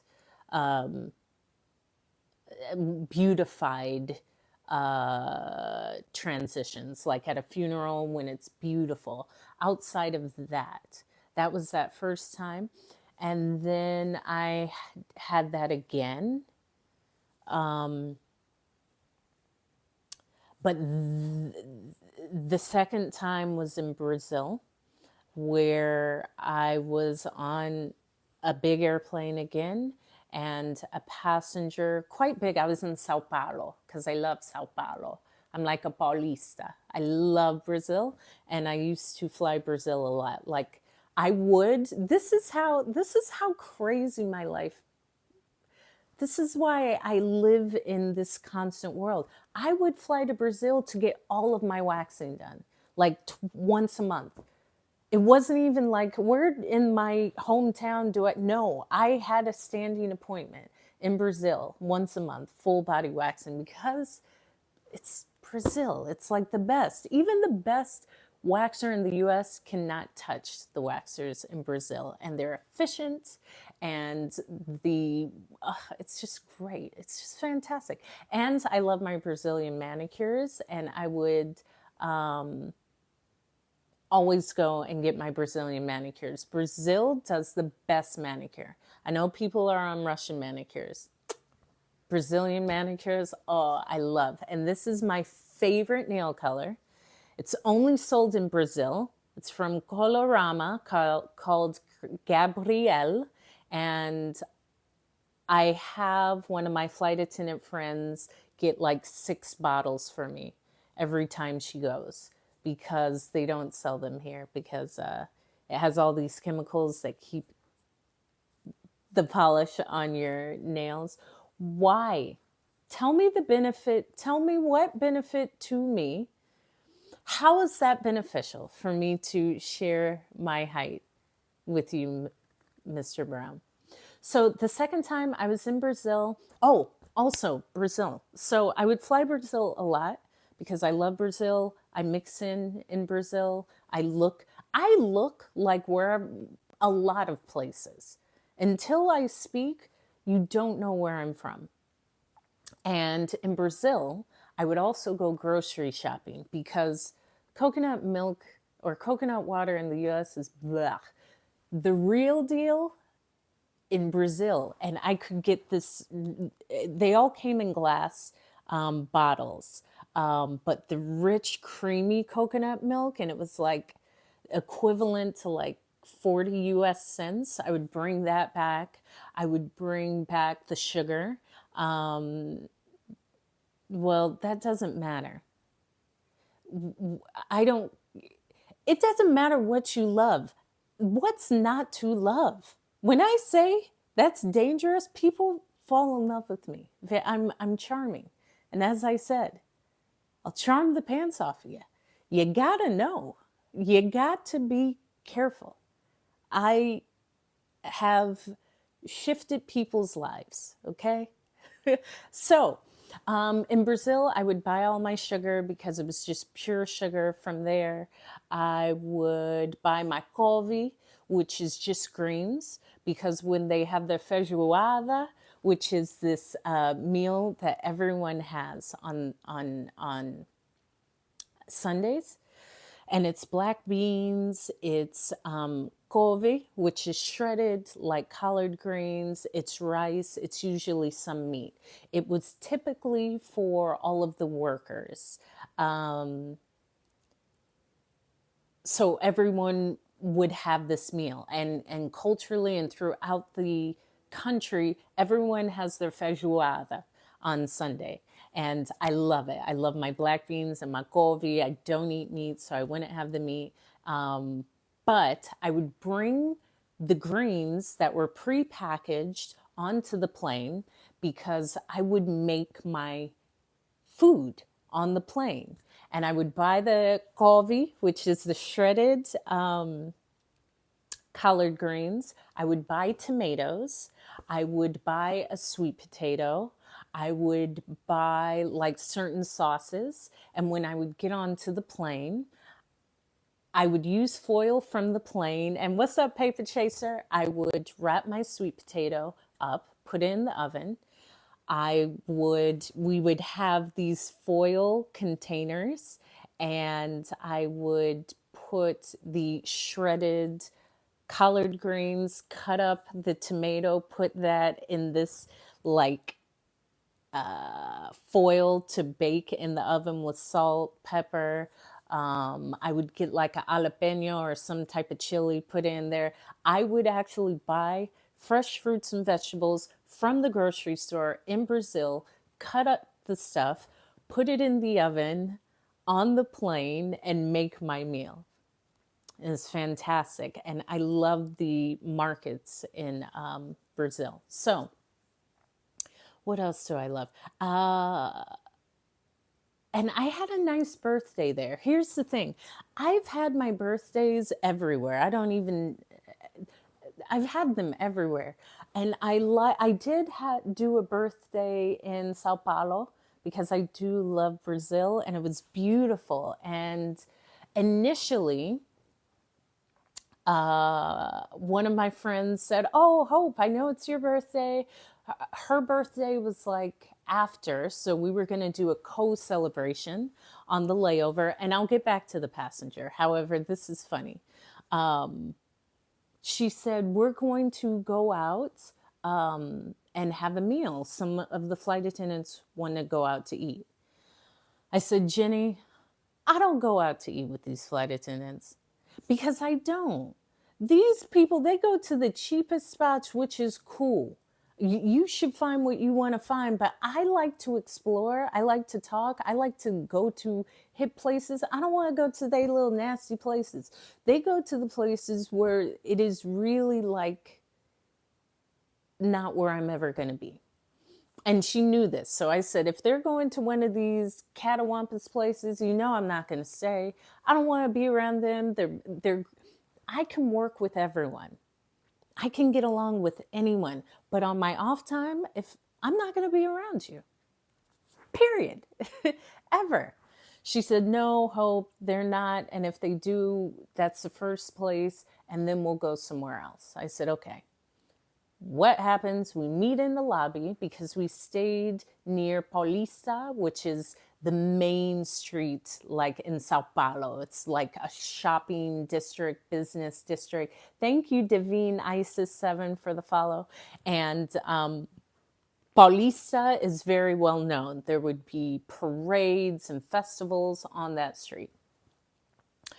So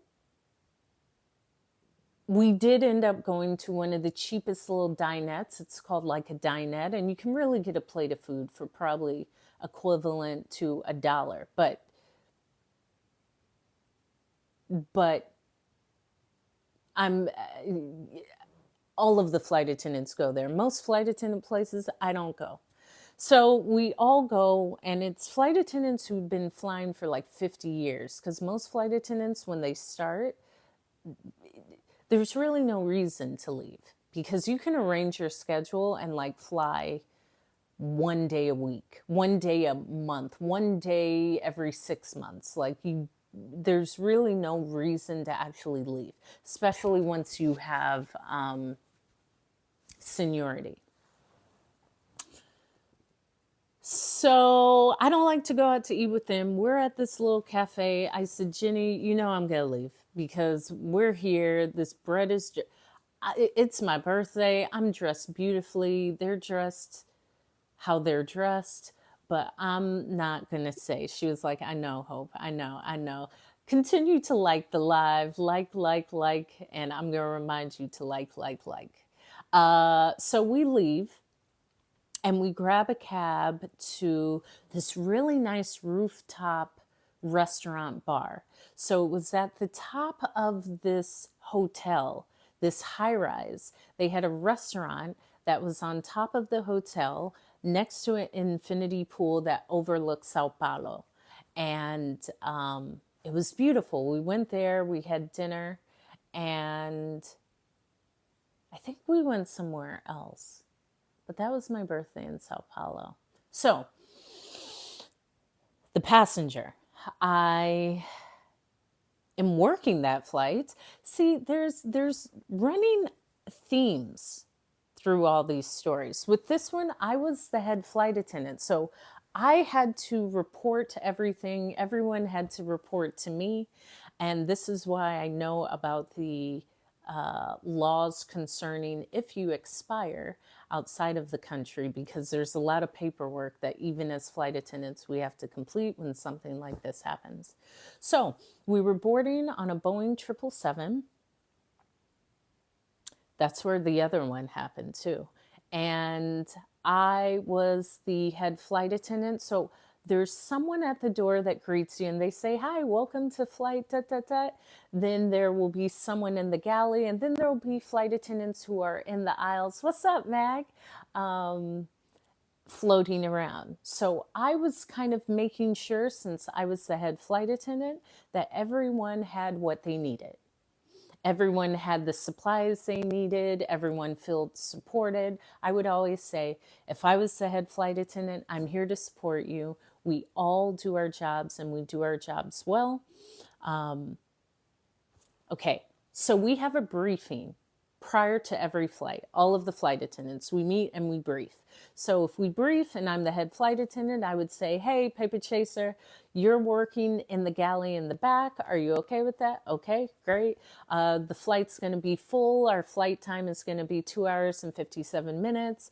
The captain has stated about 2 hours into the flight, it will be bumpy for 15 minutes, but he'll give us a call. We have some passengers with wheelchairs and we have one passenger with a dog." Like, we have a full briefing where we communicate about everything that will be coming onto the flight, where you're working, different passengers, if anyone needs any special assistance. So as we were boarding in Sao Paulo, arriving in Newark, New Jersey. A gentleman comes on. He's quite tall, probably 6'5", maybe 300 pounds. He was a big guy. He's walking towards me because I'm facing him. I'm looking at the passengers walking in. I'm standing in business class. He starts walking to me. And he stumbles. He leans over, passes out, hits his head on the armrest, and lays out on the ground and loses control of all the systems in his body. Meaning he releases something out of his mouth. He can no longer hold his urine. He can no longer hold his bowels. Like, all of that. That all happened within seconds. Typically when that happens, especially releasing of bowels or anything, that's a really terrible sign. And it's a big sign of loss of life. And I was in shock, but went immediately to the ground to check his pulse and call for the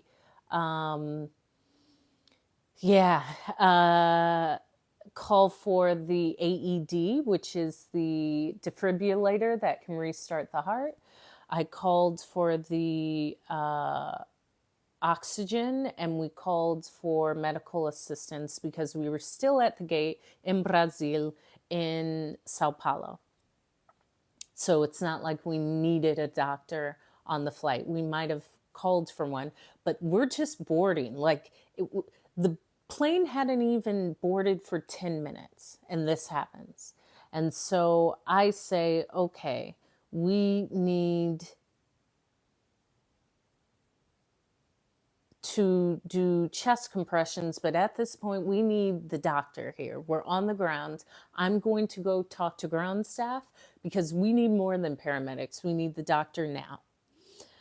So here's the other thing. Of all of my languages, Portuguese is like my most minimal language. However, many people that I had to communicate, especially with at the airport, are also English speakers. Here's the thing. The medical staff that was sent to us, which was the level 4 medical staff at the airport. And here's the other thing, every airport has like a hospital.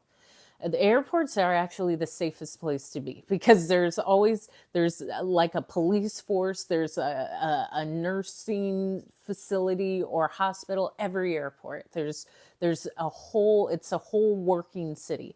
So the health professionals that were sent to us who came to help in this medical emergency were asking us what they should do as flight attendants. Like, we actually had more medical and life-saving training.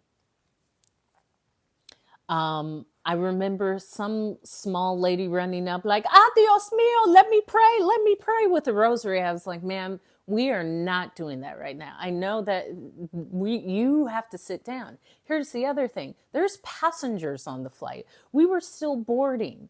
I told them to stop boarding because we have an expired person who is in the middle of the business class alley. This guy is like 6'5". This is a thing. And I am like, okay, so we need to stop boarding because we don't need passengers on. Matter of fact, I don't need the passengers around me now because passengers, beyond me being traumatized, everyone that was in that vicinity saw that. And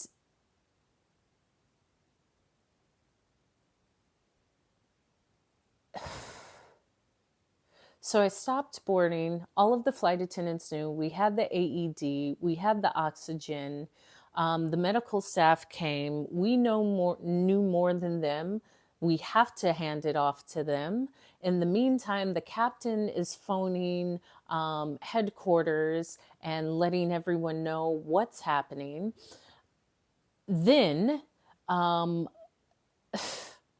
I go because I'm the head flight attendant. I ask all the flight attendants, there's probably 12 or 14 on board. How is everyone? How is everyone feeling? Everyone's in shock. A few people are okay, but most people are in shock.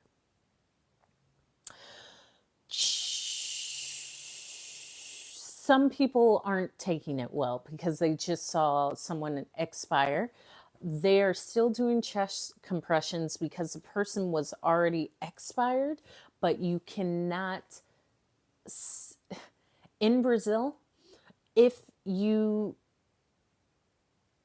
say that someone expired on the flight, that plane cannot move. I think it was for 90 days, meaning the plane and the contents, meaning me. If I said this person expired on this flight, we're going to have to stay quarantined here in Brazil for 3 months. I actually thought it was great. I don't see that as a bad thing. That's a whole new life. Okay. I mean, what's the problem? But people have families, and that is not something you would know. It might have been that or 30 days. It was a long time. So the person was clearly expired, but had to be moved.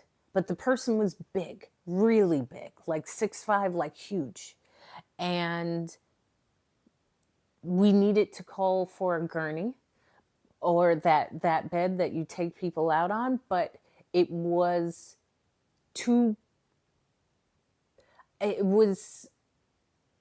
such a scene. It was such a scene.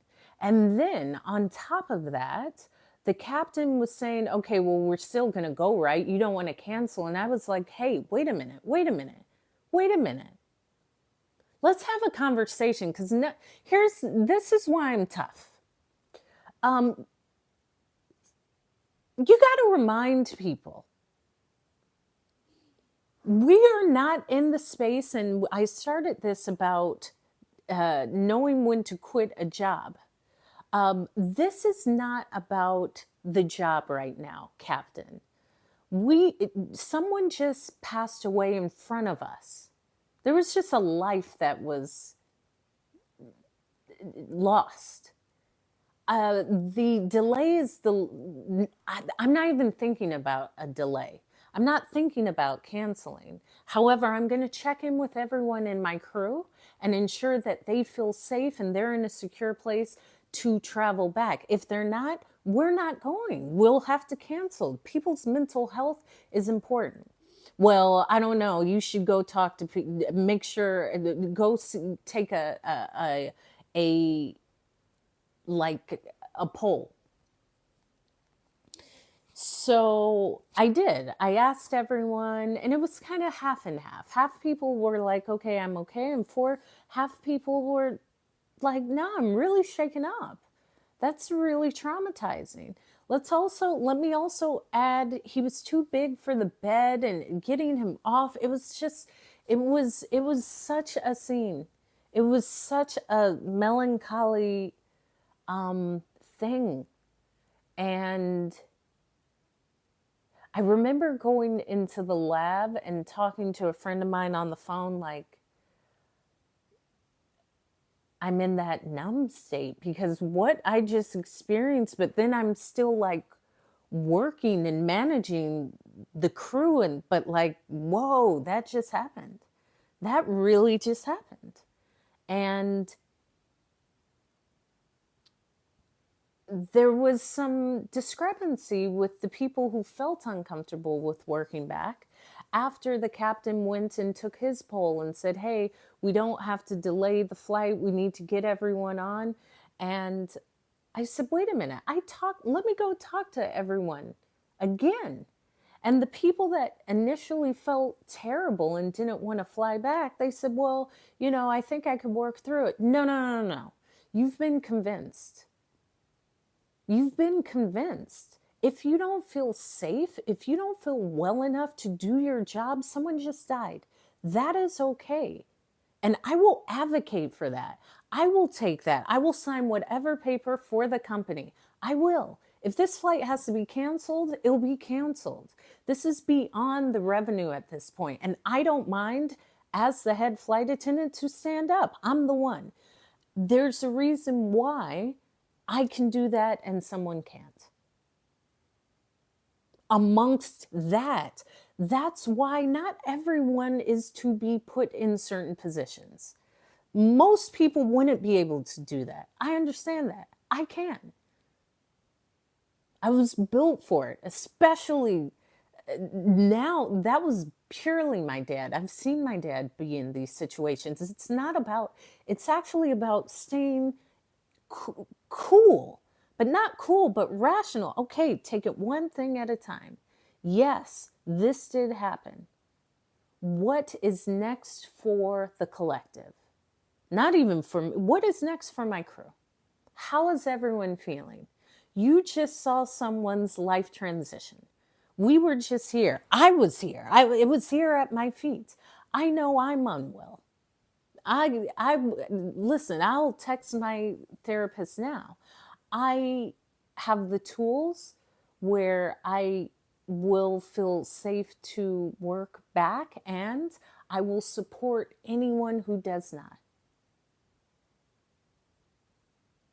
My dad has done everything. Actually, as I was preparing my father's obituary, I was looking through his discharge papers from the military, and I said I was so impressed because I didn't know he was like first in everything. And he had like a sharpshooter's badge and a President's Honor Award. Like he has all of these medals and titles that I was like, this is incredible. And this is why none of this stuff matters. There's no way that I would have known that. There's no need to say you're sorry. I've only gained from my father. The 27th of December.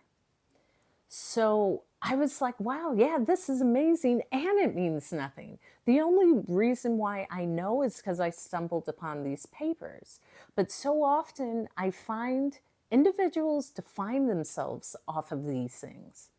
like, it is great, but have other accolades. Like, I always joke about the people like, I was high school quarterback. Dude, that was like 20 years ago. You talking about, you haven't done anything since? When you have a full life of all these stories or accolades or transitions, that was great. But my father can also say all these great things that he did after, and with his fantastic 5 daughters, and his daughter gave a TED talk, and his other daughter has an incredible wine brand, and his other daughter is so sharp in what she does in criminal justice, and his other like, there's his wife of 45 years, all of these other accolades. Accolades are great, but they're only there for a moment. Like, just do not hang yourself up on that one thing. There's always something else. Yeah, I was really impressed. I was looking like, whoa, would have never known. My dad's an assassin. So that flight in itself was challenging, because I really had to advocate for my crew. I really had to advocate to the captain and to the pilots, and there's 3 of them. And to me, it's never about rank or gender or age or size. I will get what I want. And as a leader, it is about the common shared goal. This is nothing personal. This is the common shared goal. What's best for my crew? This was traumatic. And I actually delayed boarding because the gate agent said, okay, he's been removed. We'll just come have cleaners spray some alcohol and we'll start boarding. I was like, absolutely not. Absolutely not. No. You can come back in an hour. We need to take time to regroup. But what, you're just going to spray alcohol and just... Absolutely not. Like, I know you're thinking of company time, and in this moment, I have to advocate for us and our mental health. Do you know what we just experienced? No. Come back in 90 minutes and I'll let you know from there. And matter of fact, if the company wants to call my phone personally, then they can call me personally. But I'm not doing that. And you have to be able to do that. Or else it's always people complaining about, let me change that. It's not always anything. There will be others that will only see the lack of someone standing. I'm never complaining about what someone's not doing, because I'm doing it. I don't need to complain about what others aren't doing. I'm doing it. I'm never looking at what others are doing, in fact. I am the change I want to see. I'm not worried if someone picks up trash or not. I pick it up. So there's always that balance. But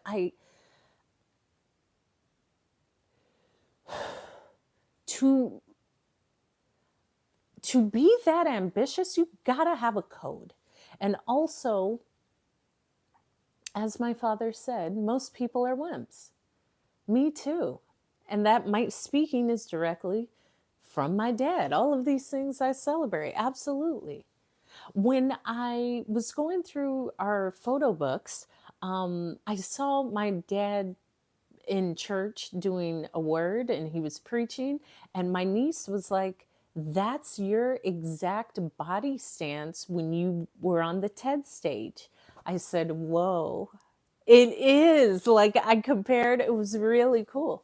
So this is why it's never a loss. Do you see this smile? Like, come on, you made me shop, you know? This is why I love a nice dressed man. My father loved his tailored suits, and he always had a nice iron shirt with a heavily starched collar. I love a stiff collar. He always had his beautiful polished cufflinks. He smelled good, great. He would put on his tie, always shine his shoes or have his shoes shined. Lovely leather bag that he would carry, his briefcase shined up. I love it. Love it. So that was somewhat traumatic, and I took time off from that because I think that was not far after that. That wasn't far after. Yeah, that is. That is. That is. I don't even have Instagram, Mr. Brown. I don't do Instagram. I haven't been on here. I've lived. So I haven't been on Instagram. I got off Instagram in 2010. And then I said I would do no social media unless it was directly related to something business for me. I personally don't need to advertise myself. I'm cool and I live a great life, so I don't need that. So anything that would be social media is a brand or business wise. So no, I've been here talking on live. I would not go to look at your Instagram. I do not have an Instagram, and I'm not actually looking for you. Thank you. So that flight, oddly enough, was one of the first flights that I worked after my emergency landing. So that was that transitional year, 2019. Yeah, thank you, Keith. Where I had, so 2019, May of 2019 is when I had my emergency landing where I was on the flight and the captain called and said our left engine is failing and we'll have to immediately get to the ground. And that turned into my TED Talk. That turned into me now being a speaker and speaking. And that changed my life because this is when it's never a loss. And often I don't fear my transition because I live fully. I really live. And if there's that fear of transitioning, maybe it's a fear of you not fully living. So, I prefer no cold. This is why I love Hawaii. Even at my parents' hometown, because I'm in California, it's cold. And I've been in, living in Maui. And I purposely chose Maui because I've lived in New York and DC and London and these cold places. I look, feel, and just am my best self in the sun, in warm weather. In my perfect temperature, the perfect temperature is between 82 to 88 with a slight breeze, because even at 85 you can take a nice walk, you can jog, you can garden, you can rearrange something outside, but you're not like panting. It's not overbearing. Thank you, Blessstone. It's not overbearing. However, if it's like 119, that's overbearing.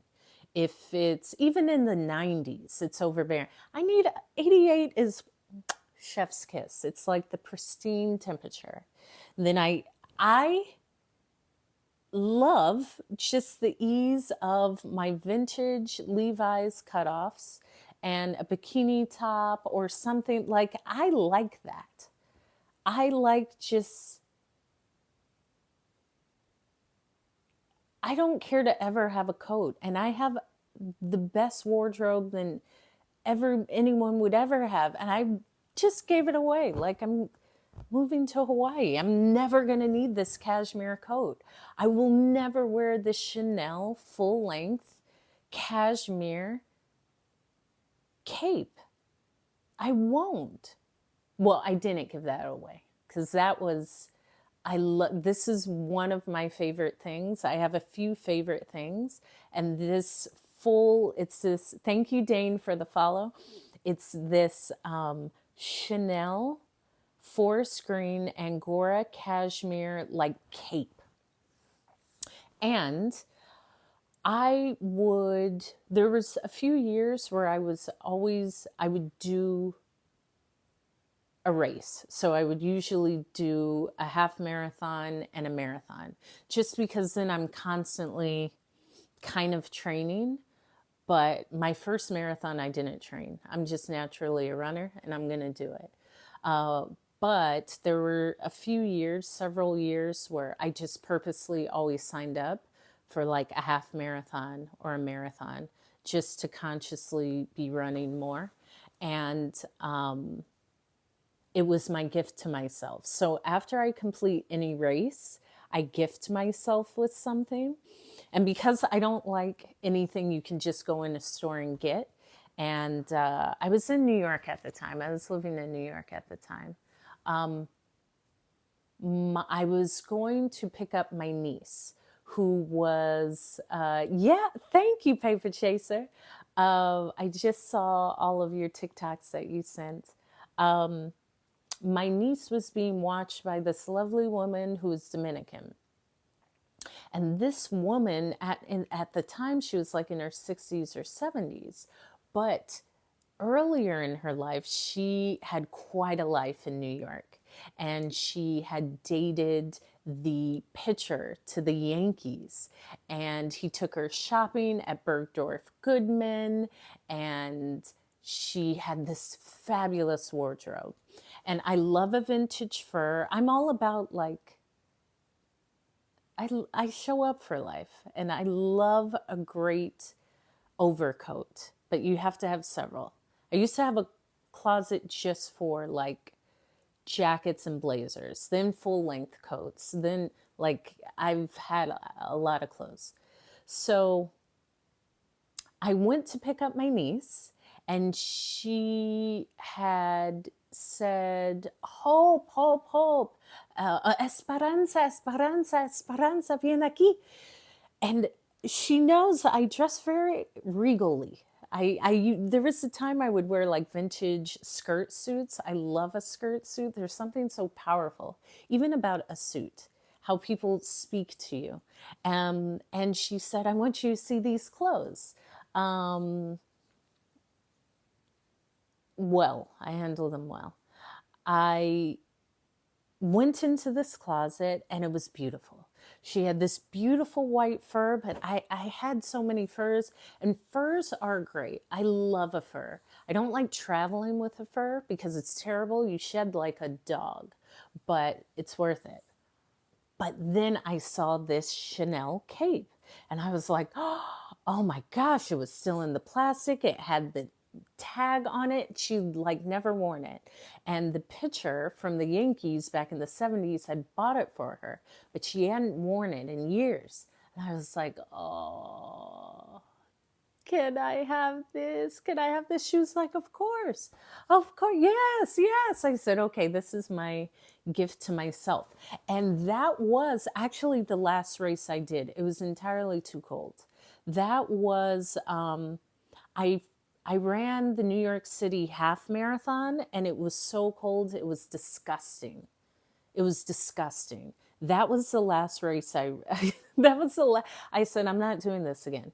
And too many of you say I'm not doing this again and you do it again. I don't. I remember it was really cold in New York, like it always is in the winter. And I was like, I'm not doing this. This is for the birds. This place is terrible. And I just made that decision like, nah, I'm going somewhere warm. But it was like in the 30s that morning before the race. And most people come in blankets and like sleeping bags because it's the New York City half. Thank you, David, for the follow. It's tons of people. It's like 20,000 people. Yeah, it's cold. You have your race gear, but you're covered in blankets. You're already anxious because of the race, and people are like doing their rituals and drinking coffee and Gatorade, and it smells like people haven't showered from the night before. Some people like stay up. It's just gross. And it was cold, and I thought I had frostbite. It was horrible. I said, F this. This is why I was like, New York's not that great. It's not great to live there 365 days a year. I love like that first snow. Like I like the beginning of winter, but that can easily be a 3 week visit. And I like spring, beginning of summer. Um, of course, like 3 months, I would definitely do a 90-day stay in New York, spring into summer. Outside of that, it's for the birds. It's too cold. That race, I said, I'm not doing this again. At least not in this temperature, but I'm not, this is terrible. It's cold. It's, it's like, now, this is dumb. I'm not doing this ever again. And I have not ran a race since then. I did do another race. I did another half marathon. It was like, I think it was in near Kew Gardens or Kensington, outside of London. And it's London, so it was rainy and it was mud. And I'm glad I did it. I just don't prefer to be in those temperatures. Um, One of the New York City marathons that I ran was like ideal. And I'm glad I did that because, as I said, marathons are purely for bragging rights. No one wants to do it. It's horrible. Like, I'm glad I did it, but I did it only to prove the strength that is within me to keep going. And this is why I've always liked long distance. Yeah, and I keep proving it to myself. Thank you for the follow, Crystal. I started off as a sprinter because I'd be like, I was always that fast kid in the neighborhood. And we were always in activities. So I was in like a club track team. I might have been 7 or 8. And I started off as a long jumper. And I think I still have some record of like the record long jump. And I liked long jumping, and not but, because that means it's negative. And I wanted to experience other events. So I tried sprinting. I really like that because it's like intense and I'm good at it. And I have long legs, and there's definitely a technique to every different event. And then I discovered long distance. And to me, long distance is all mental. And it's just like life. Life is that marathon. It's only just one more step. And it gets to a point where, like, things may not be great, but you just keep going. For me, yeah, I say and, not but, because but almost negates. For me, I didn't even really care about the time. And people say, oh, what was your finishing time? Why? You haven't done it. Really, why does that even matter? My only goal was to finish. I didn't care about if I ran, walk, took 8 hours, 12 hours. The goal was just to finish. The goal wasn't a time. The fact that I said I'm going to do it means I will start at start and stop at finish. That's it. You just keep going. And I will say I am going to do the Tokyo Marathon because the scenery, like New York City Marathon was fun because I got to see New York, especially as a person who lived there. That was like a very New York thing for me to run the New York City Marathon. And you also see the city in a different way. Most people see the city from the sidewalk in. Like you see it from the sidewalk and you, Paper Chaser, you're funny. And you see cars.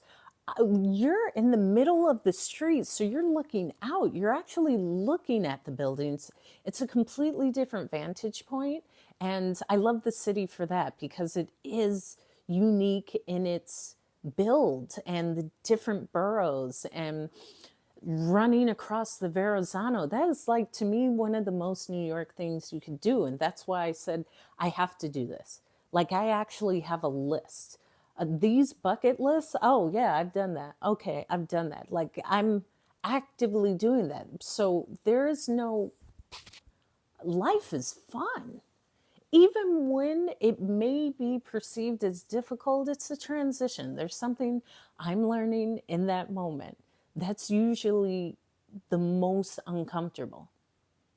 And that then becomes comfort in some way once a lesson is learned. But the New York City Marathon is a great place to meet people. I have to say that too. That's great because there's people from all around the world.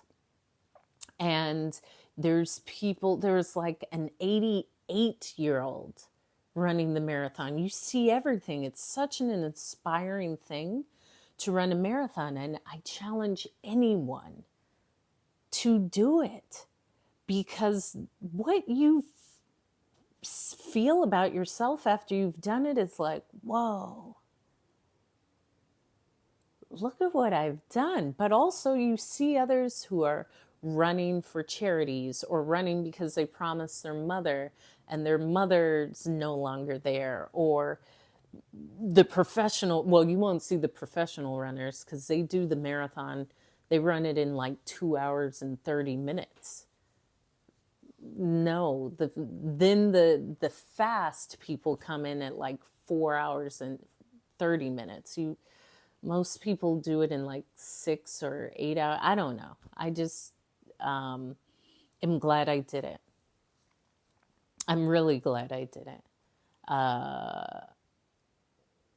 And every time during it, I'm like, why did I do this? Because was never going to, the last one I almost did walk off the course. Yeah. Because I think I had the flu, but I was like, I got to do it.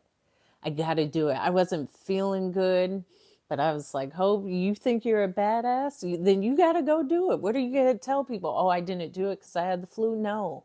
I went and I did it. And first, I didn't really feel anything. The first, 10 miles is a breeze. 10 miles is 5 to 7 miles is very easy. 10 miles, it's a bit of a push, but I can do that any day.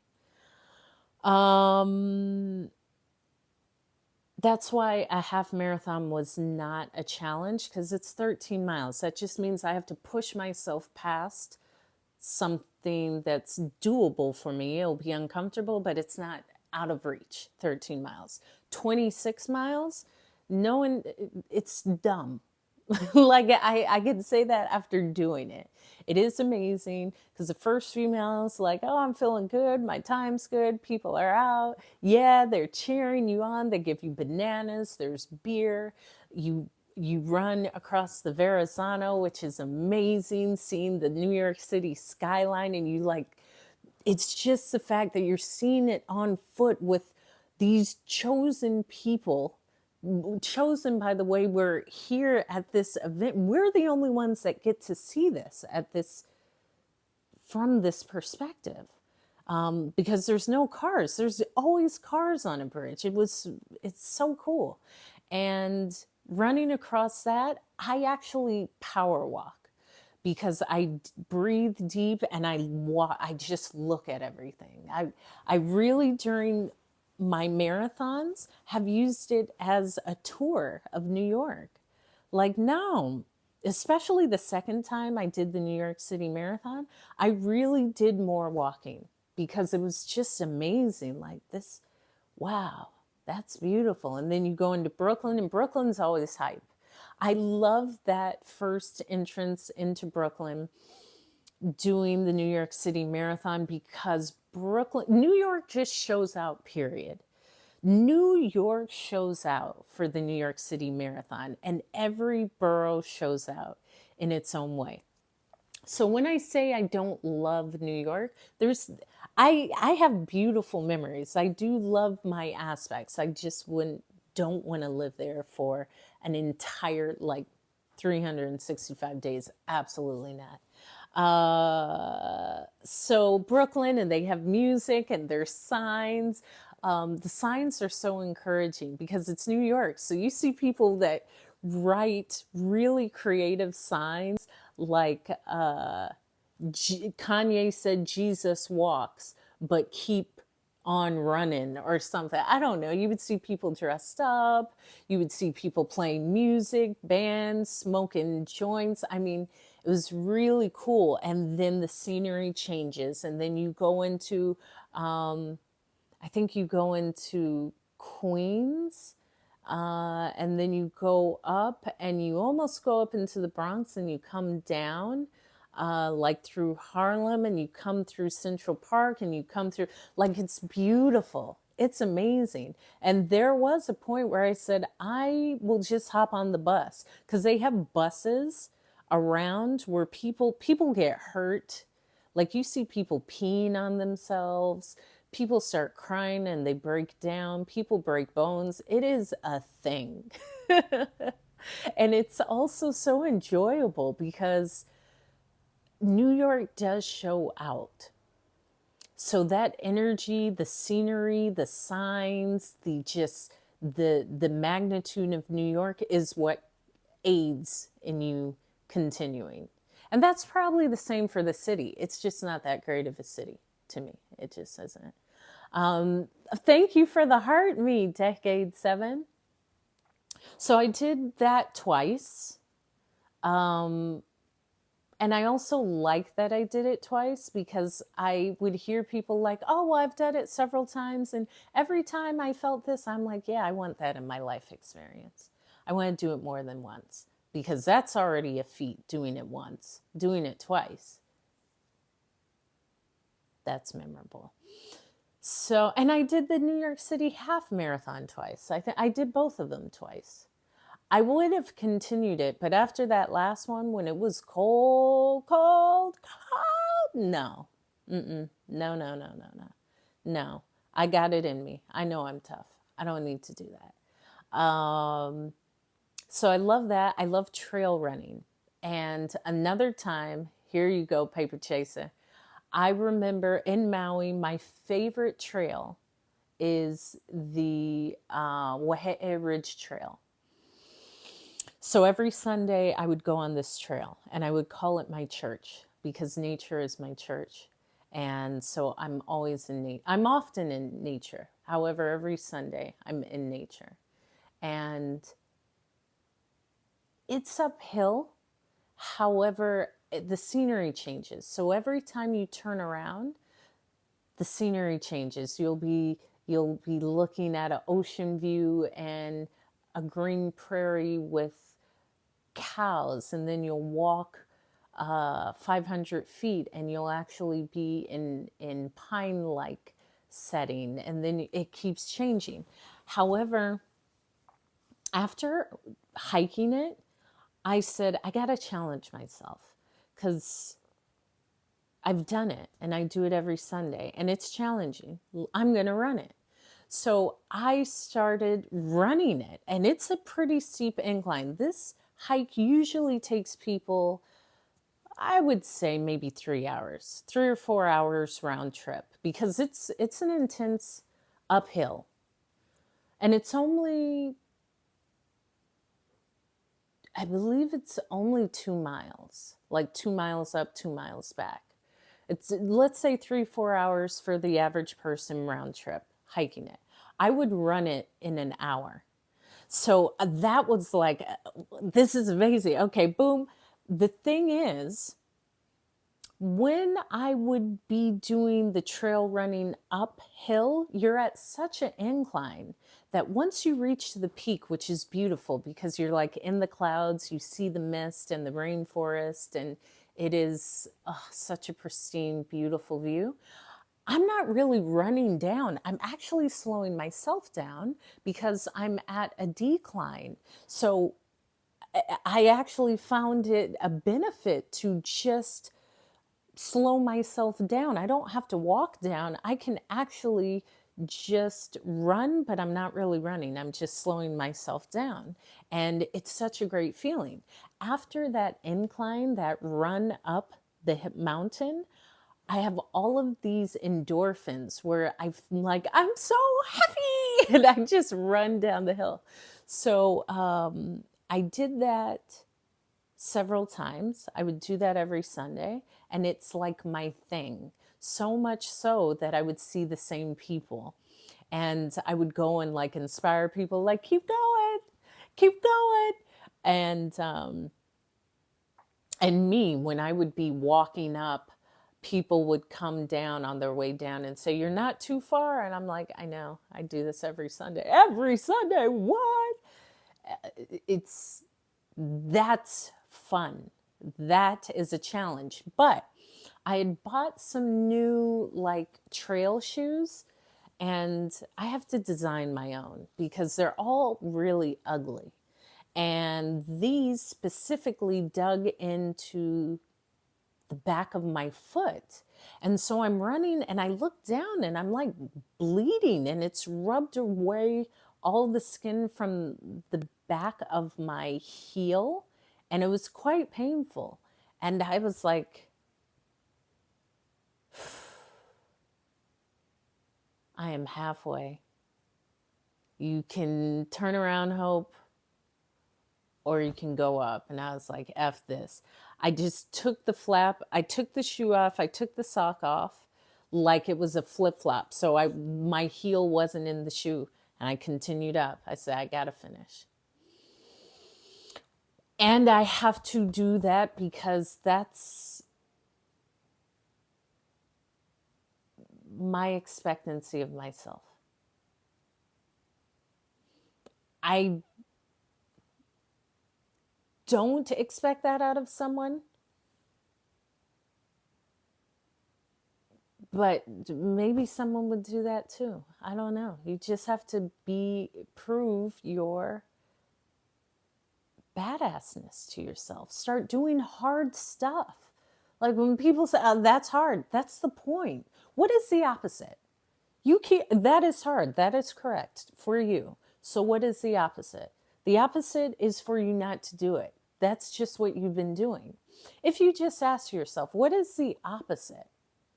What I've been doing. Oh, okay. Well, then everything's hard. Of course. Because you always choose not to do it, which is the opposite, which is what you're doing. You can just choose to say, I'm going to complete this. It may be hard, and I will complete it. I don't care about that barrier of what you think hard is. So what? I actually don't want the opposite.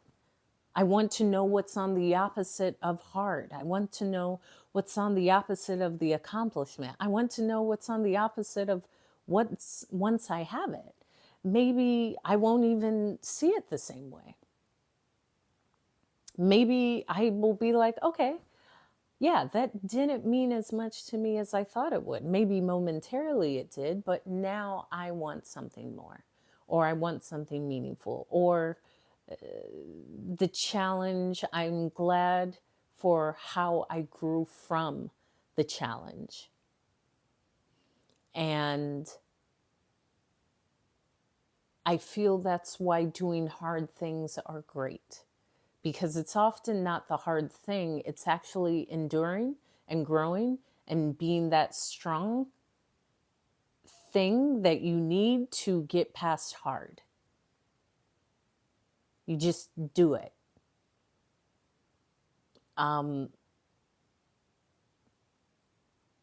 You just get it done.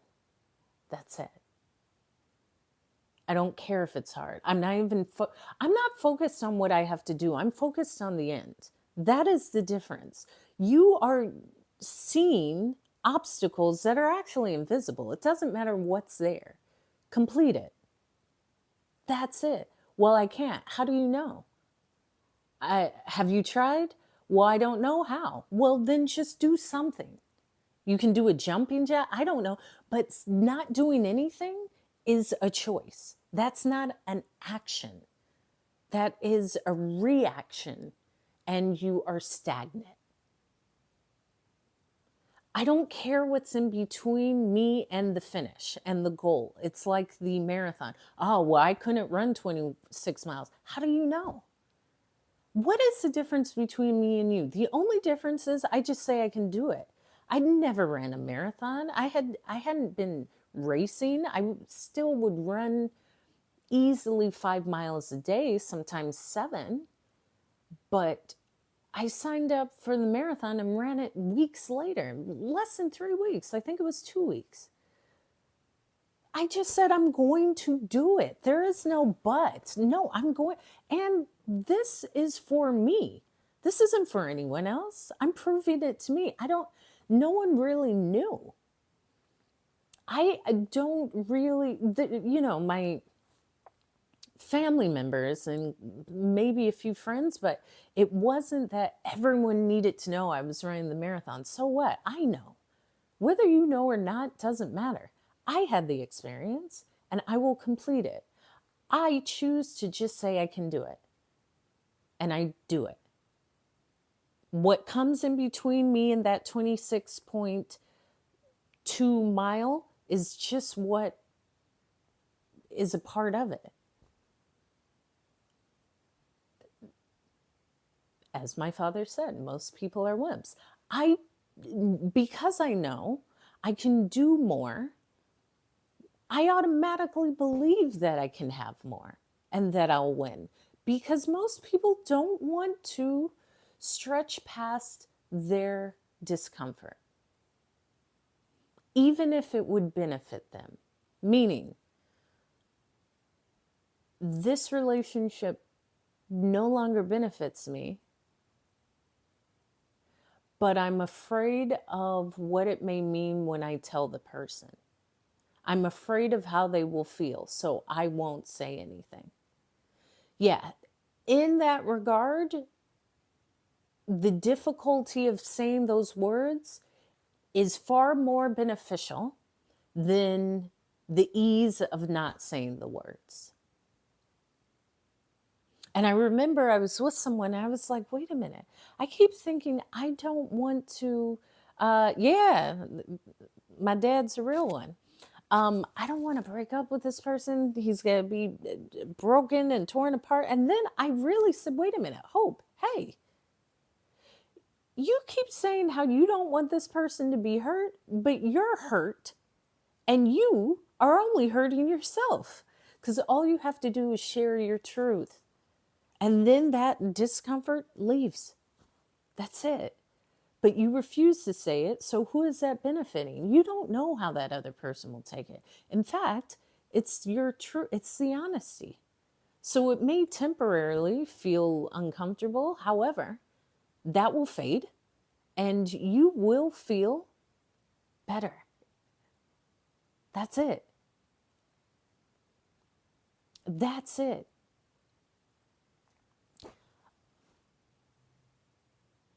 Just the ease of being able to say and tell people what's not for you, whew, that'll make your life incredibly easy.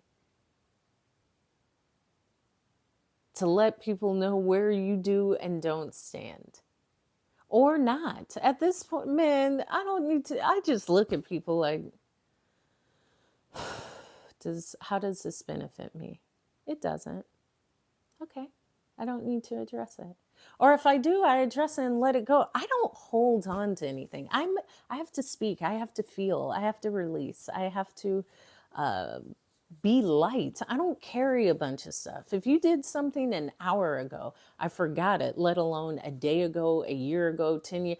Y'all are carrying stuff. Why? Well, they shouldn't have done this to me. Okay, that's true. And they did. So what? Now what? Is this the constant story? And how is carrying that beneficial to your health? How is carrying that beneficial to your well-being? Because you can as easily say, I know this happened and it was wrong and I release this. I'm not carrying this. I'm not defined by this. Oof. People are idiots. Like, allow people just to be people. Good night, Marquita. Because we're all trying, and whether it's trying your best or not, I don't know. I guess people are trying. People are people. And Americans aren't that bright. there's that too. Um, there's that. So, okay. I was talking about these transitions. So I told you about that one, that one. Oh, right. So then there was that one. Then there was the flight attendant that transitioned after the flight, got onto the transport to the hotel and had a heart attack and died. There was just to me, I took those as signs of transition. Hope, we're trying to tell you something. These things keep it's like every month that something like this is happening. I had that, and I'm speaking about this because earlier on the live, someone said, I want to warn you about how grief can. Shut up. You don't warn. I'm tough as nails, and um,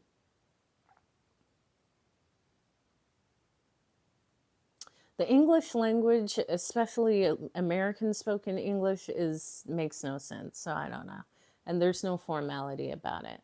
Um, I don't fear dying. I don't. I don't, and I had remembered I had shared this when my father was hospitalized right before my birthday.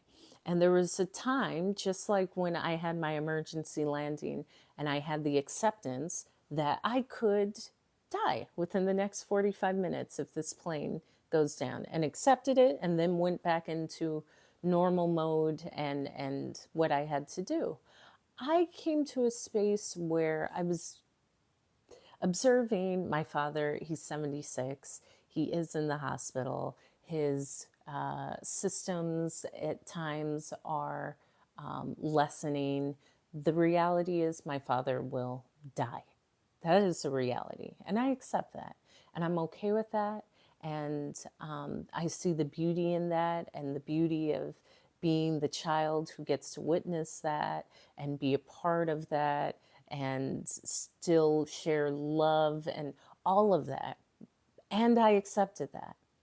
There was at no point where I said, I don't want this, he can't go. No, man, he's completely fulfilled his contract. And furthermore, my father had said, if I ever have to be placed on life support, take me off. That's not living.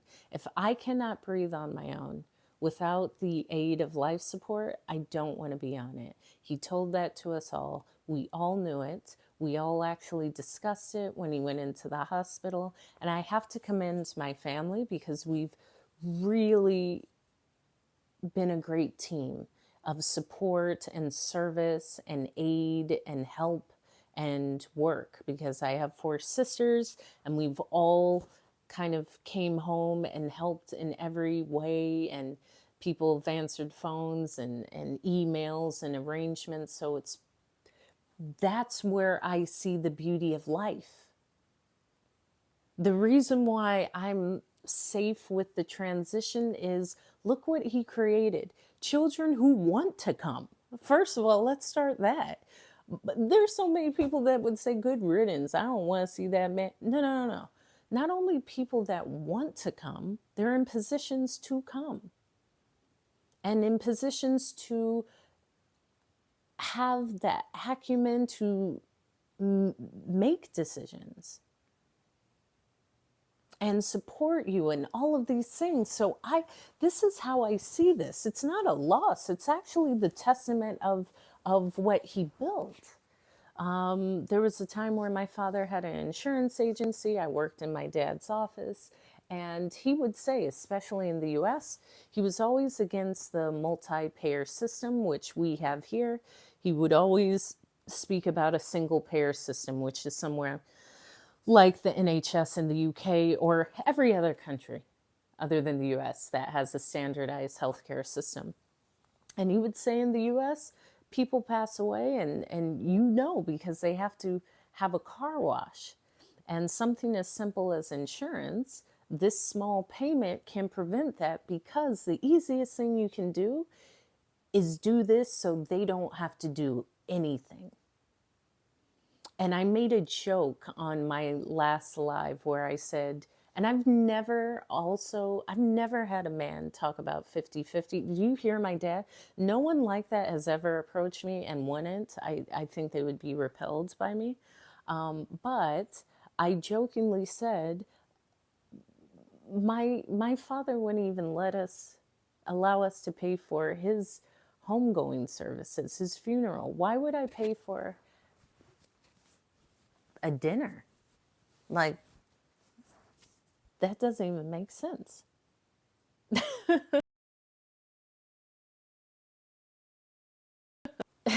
So, in seeing this, yeah, I accepted that. And I don't know if these other instances helped that.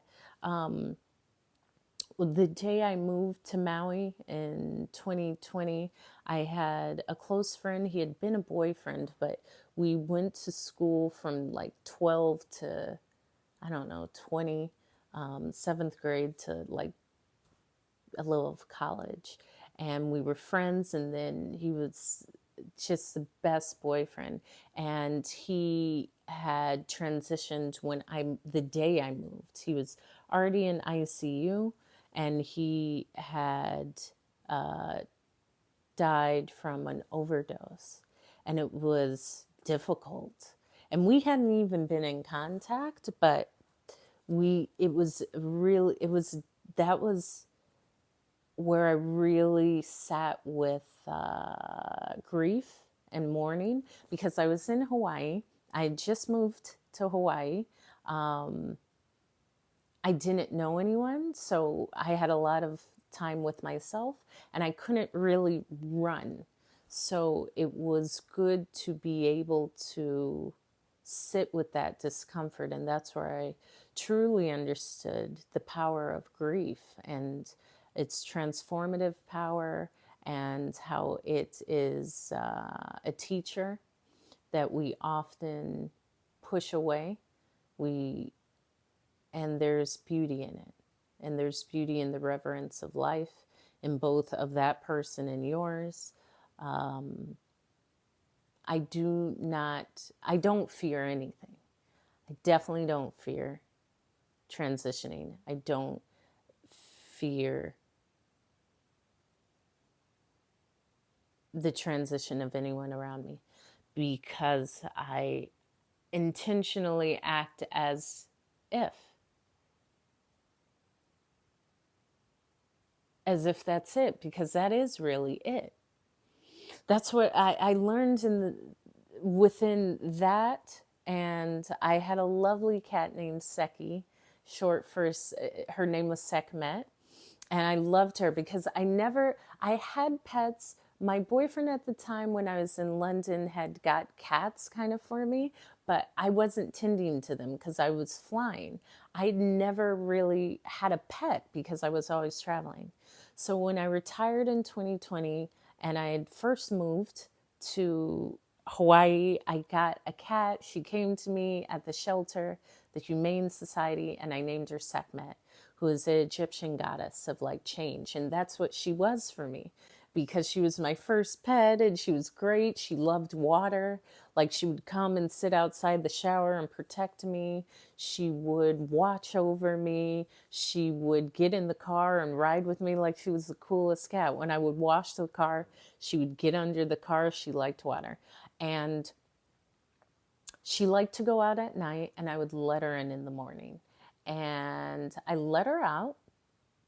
She jumped out of the window because she chewed a hole, and I heard her jump and fall. And I was like, what? How would Seki jump and fall? She's so nimble. And I look outside, and she's trying to get up, but she couldn't. Her two back legs are broken. And I'm like, what?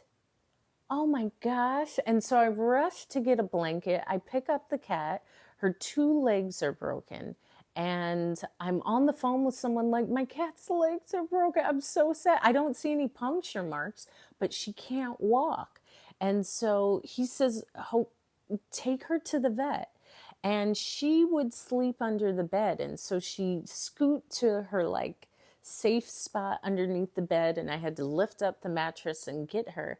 And I took her to the 24-hour vet because it was like 10 at night.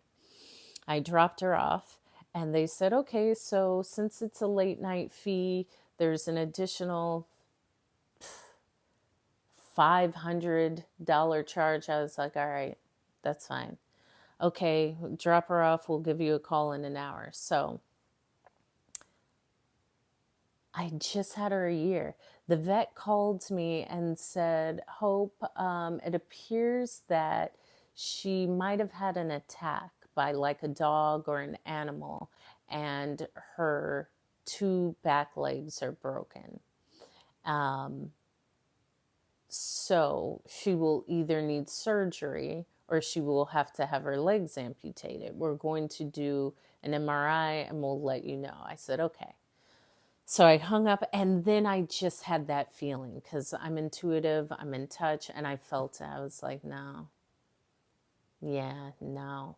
And I remember them calling back, and the vet said her lungs have actually been punctured by, we didn't see any blood, but they had been punctured by the animal's teeth, and she's going into cardiac arrest. So if you want to see her, make your way here, because I wasn't too far. I was like 10 minutes.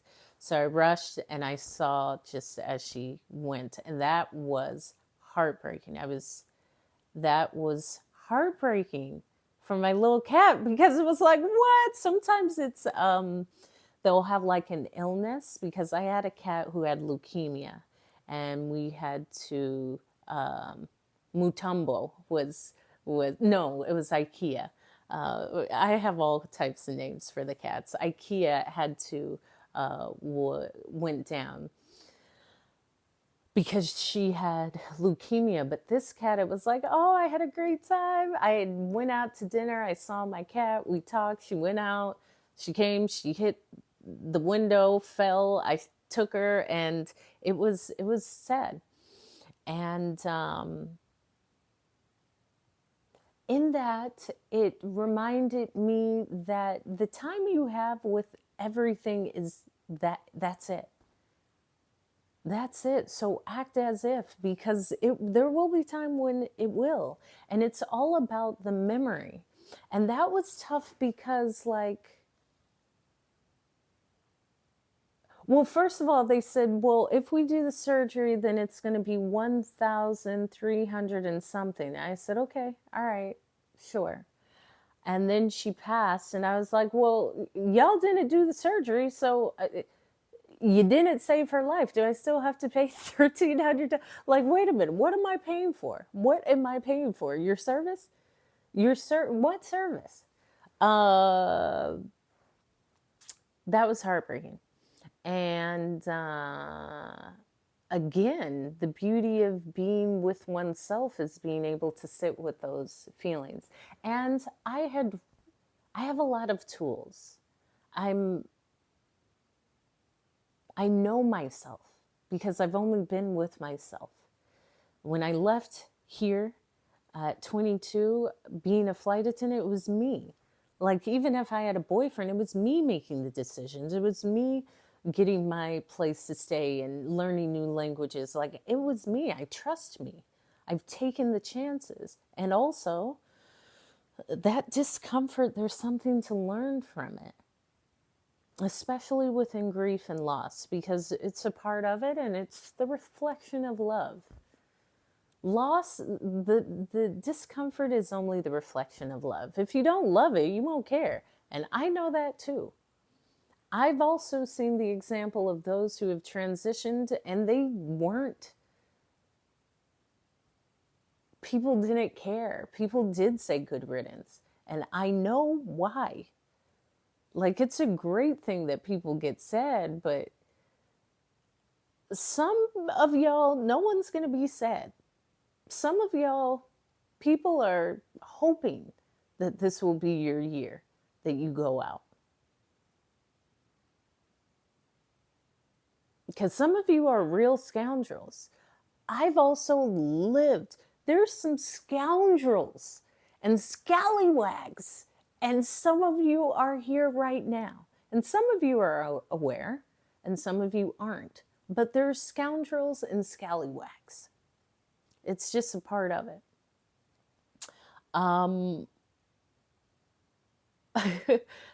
Yeah, Seki, him transitioning. I've had these interesting things with what it is to not be on this plane. And also my plane experience with the emergency landing. That also was another deep time of reflection. So yeah, I've had some experiences. Thank you, Paper Chaser, for the TikToks that you sent, that have allowed me to sit in that space of death and loss and transition and mourning and what it means and the beauty of the experience of life and using it, because that's all it is an experience. I never say I'm afraid. I'm fearful of nothing. Why? Why would I fear? I'm able to do all things. It may take time. It may take a resource. It doesn't matter. I can do it. And I know that. I fear nothing. I have everything that I need with me in this moment. It may take me getting to that moment to see that I have the tool. However, I have it. And even in this time, during COVID, I said, oh, I'm pouring into myself because I had just retired. I was kicking back. I was like, I'm loving all of me. So I had therapy every week, talk therapy every week for an hour. I had like a massage once every 4 weeks. I had weekly acupuncture, like adjustments, energy movement, and I was just clear. It just feels great. And also having the tools. Talk therapy and actual therapy is great. It doesn't have to be ongoing. Like however, what I've learned has been beneficial, which is journaling. And I have, however, I've utilized journaling even more. Just writing how I feel. It needs to come out. Don't suppress. It needs to come out. Talk it out. Go outside and talk it out. Talk to someone. Well, don't always talk to someone. Pay to someone to talk. Stop talking to these idiots and telling them your business. They don't know. And they have horrible lives. Get a therapist who actually has some course of study that can be beneficial. That's what I will recommend. And also give you tools and teach you insights of maybe where that came from and how can we get all of that. I don't fear grief. Like there is nothing I fear. That's you. And this is why I speak, because individuals just share how much they don't trust themselves. Essentially, you don't trust yourself. You don't trust that you can handle that emotion. You think you're just going to implode. That it's not going to happen. Like, it will move on. It's not going to be a grief cycle where you cry 24 hours a day for 18 years nonstop. That it's impossible. You'll cry, you'll feel sad, and it cycles and it's waves and it transitions and it shows up in different ways, and I'm okay. It's a part of it. I'm aware, I'm processing. I don't judge it, I allow it, and I have tools. If you don't feel that you have the tools, get the tools. Go online, read. Find tools for releasing anger, releasing sadness, stages of grief, stages of withdrawal, all of these things. And when you no longer feel that therapy is working for you or beneficial, then leave. You still have the tools. You can start back up or you don't have to, but it's just another tool. It's just another tool. And especially in this time with my father's death, I've always known I only have myself. And I say that in a beautiful way because I can handle everything. It can be the depths of sorrow, and that's okay. I'll feel it and it'll pass.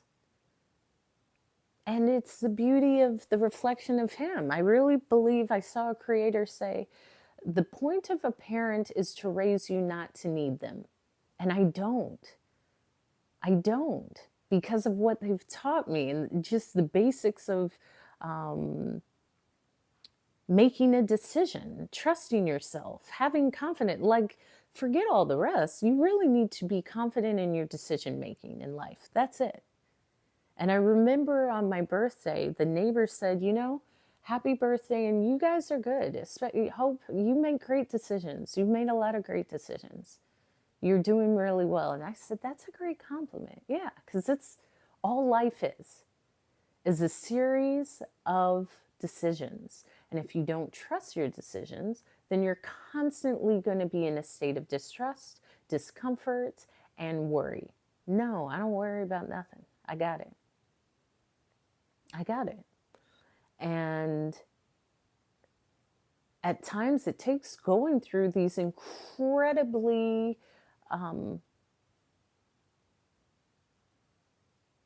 traumatic events. I don't know how someone else would care or react to the stories I've shared about people transitioning. I don't know. I only know how it spoke to me and what I learned from it, and how it brought something out in me. Now, I did work through a lot of it.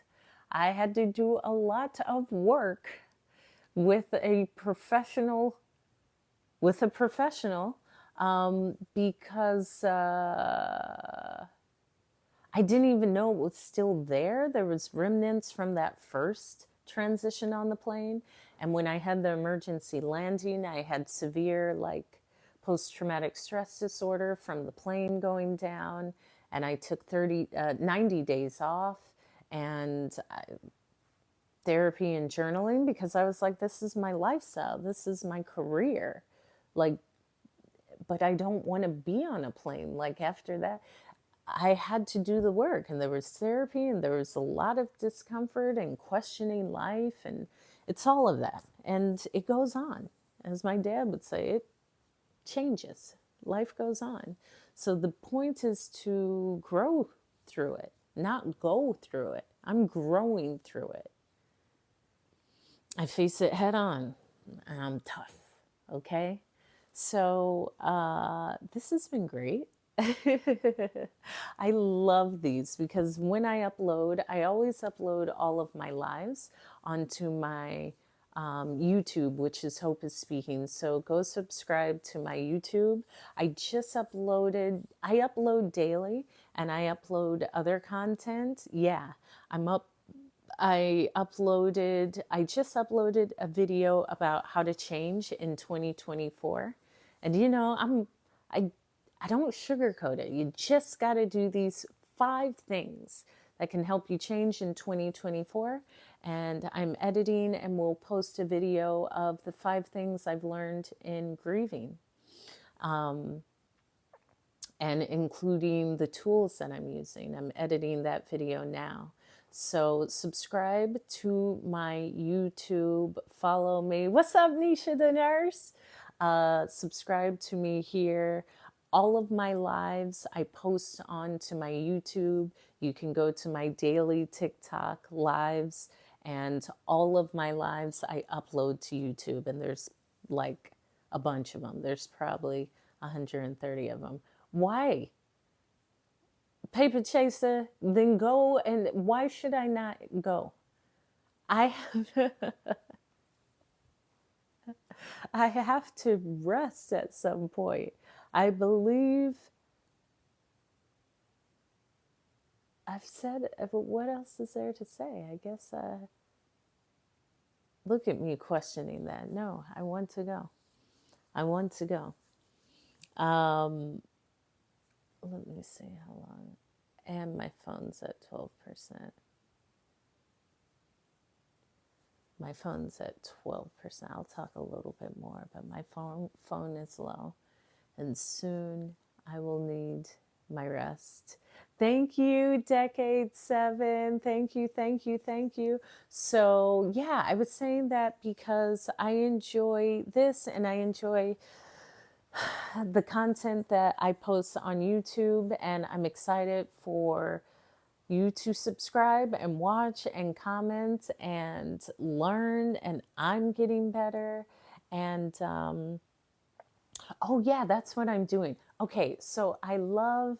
You can always go to my link in bio and go down to the last one. You can go down to my Venmo or Cash App. That's the best gift of all, as my mom would say. I'm the best version of my parents because my mom was listening. She loves the Luther Vandross Christmas album. So during Christmas, she always listens to it. And he has a song where he says, I just want you there. You don't have to bring me a gift. And my mom says, no, you have to bring me a gift. Like, I'm definitely that. My mother believes that if you like it and they have it in every color, buy every color. My mother just believes in you like it, buy it. Thank you, thank you, thank you. So ask formations. So instead of affirmations like I am strong, I am full of integrity, I am inspired, I've been listening to ask formations. So I am going to record ask formations like, why am I feeling so great today? Why is my health always excellent? Why do I get along with everyone I come in contact? Why am I so lucky today? Why do I feel so good in this moment? I'm going to record those and put those on my YouTube under meditations and affirmations. I have affirmations, I have meditations, but every morning I listen to ask formations. I like that. Why is everything working out in this day? Why am I making all the best decisions instead of why am I making all the worst? No, I love ask formations. So subscribe because you will see. I was thinking about doing that tonight, but sometimes I just need to rest my voice. Sometimes I just need to rest. And I enjoy coming on and talking. I do. It has been so therapeutic. It has. It has. It has. It has. So, all of my hopefuls, thank you. Thank you. Thank you. Thank you to everyone in the lab because this is what I do. And I'm building something that's meaningful and purposeful and that's true for me. And whatever it takes, I'll do it. Because if it inspires anyone to try or to think more of themselves or to, yep, there's my hopeful, or to feel seen, feel worthy, feel heard, feel weird, and feel okay, then I have served my purpose. I close all of my lives with, be the reflection of love because we all come from an infinite source of love. Show up. I showed up. And when you make it look good, that's when you're really showing up. So make it look good when you show up. Don't be coming. You know, I didn't speak too much on this, but I am an avid, not liker of, well, Americans don't have fashion, but pajamas in the airport. It's gross. It's gross. I don't really do that leisure comfort though. I mean, my mom got me this for Christmas, but ideally, I wouldn't wear sweats probably out ever, especially in an airport. Mm-mm. Definitely not pajamas. Are you insane? Are you crazy? The airport is the world's crossroads. If you want to cross the road with someone, maybe a new friend, maybe the love of your life, maybe, I don't know, but they're not going to look at you because you're in your pajamas with fuzzy slippers. No, you're in a public place. Dress up, or at least dress comfortably well. It's the best place to meet people. Be the reflection of love because we all come from an infinite source of love. Show up, make it look good when you show up, and smile in the beauty of what you have become. Smile in the beauty of what you have become. Not what you will, not what you was, what you have now. Because it's beautiful and you have to acknowledge yourself. And until you do, you will seek it out of others. Acknowledge the beauty in yourself. Start today and see how that will build upon itself. Because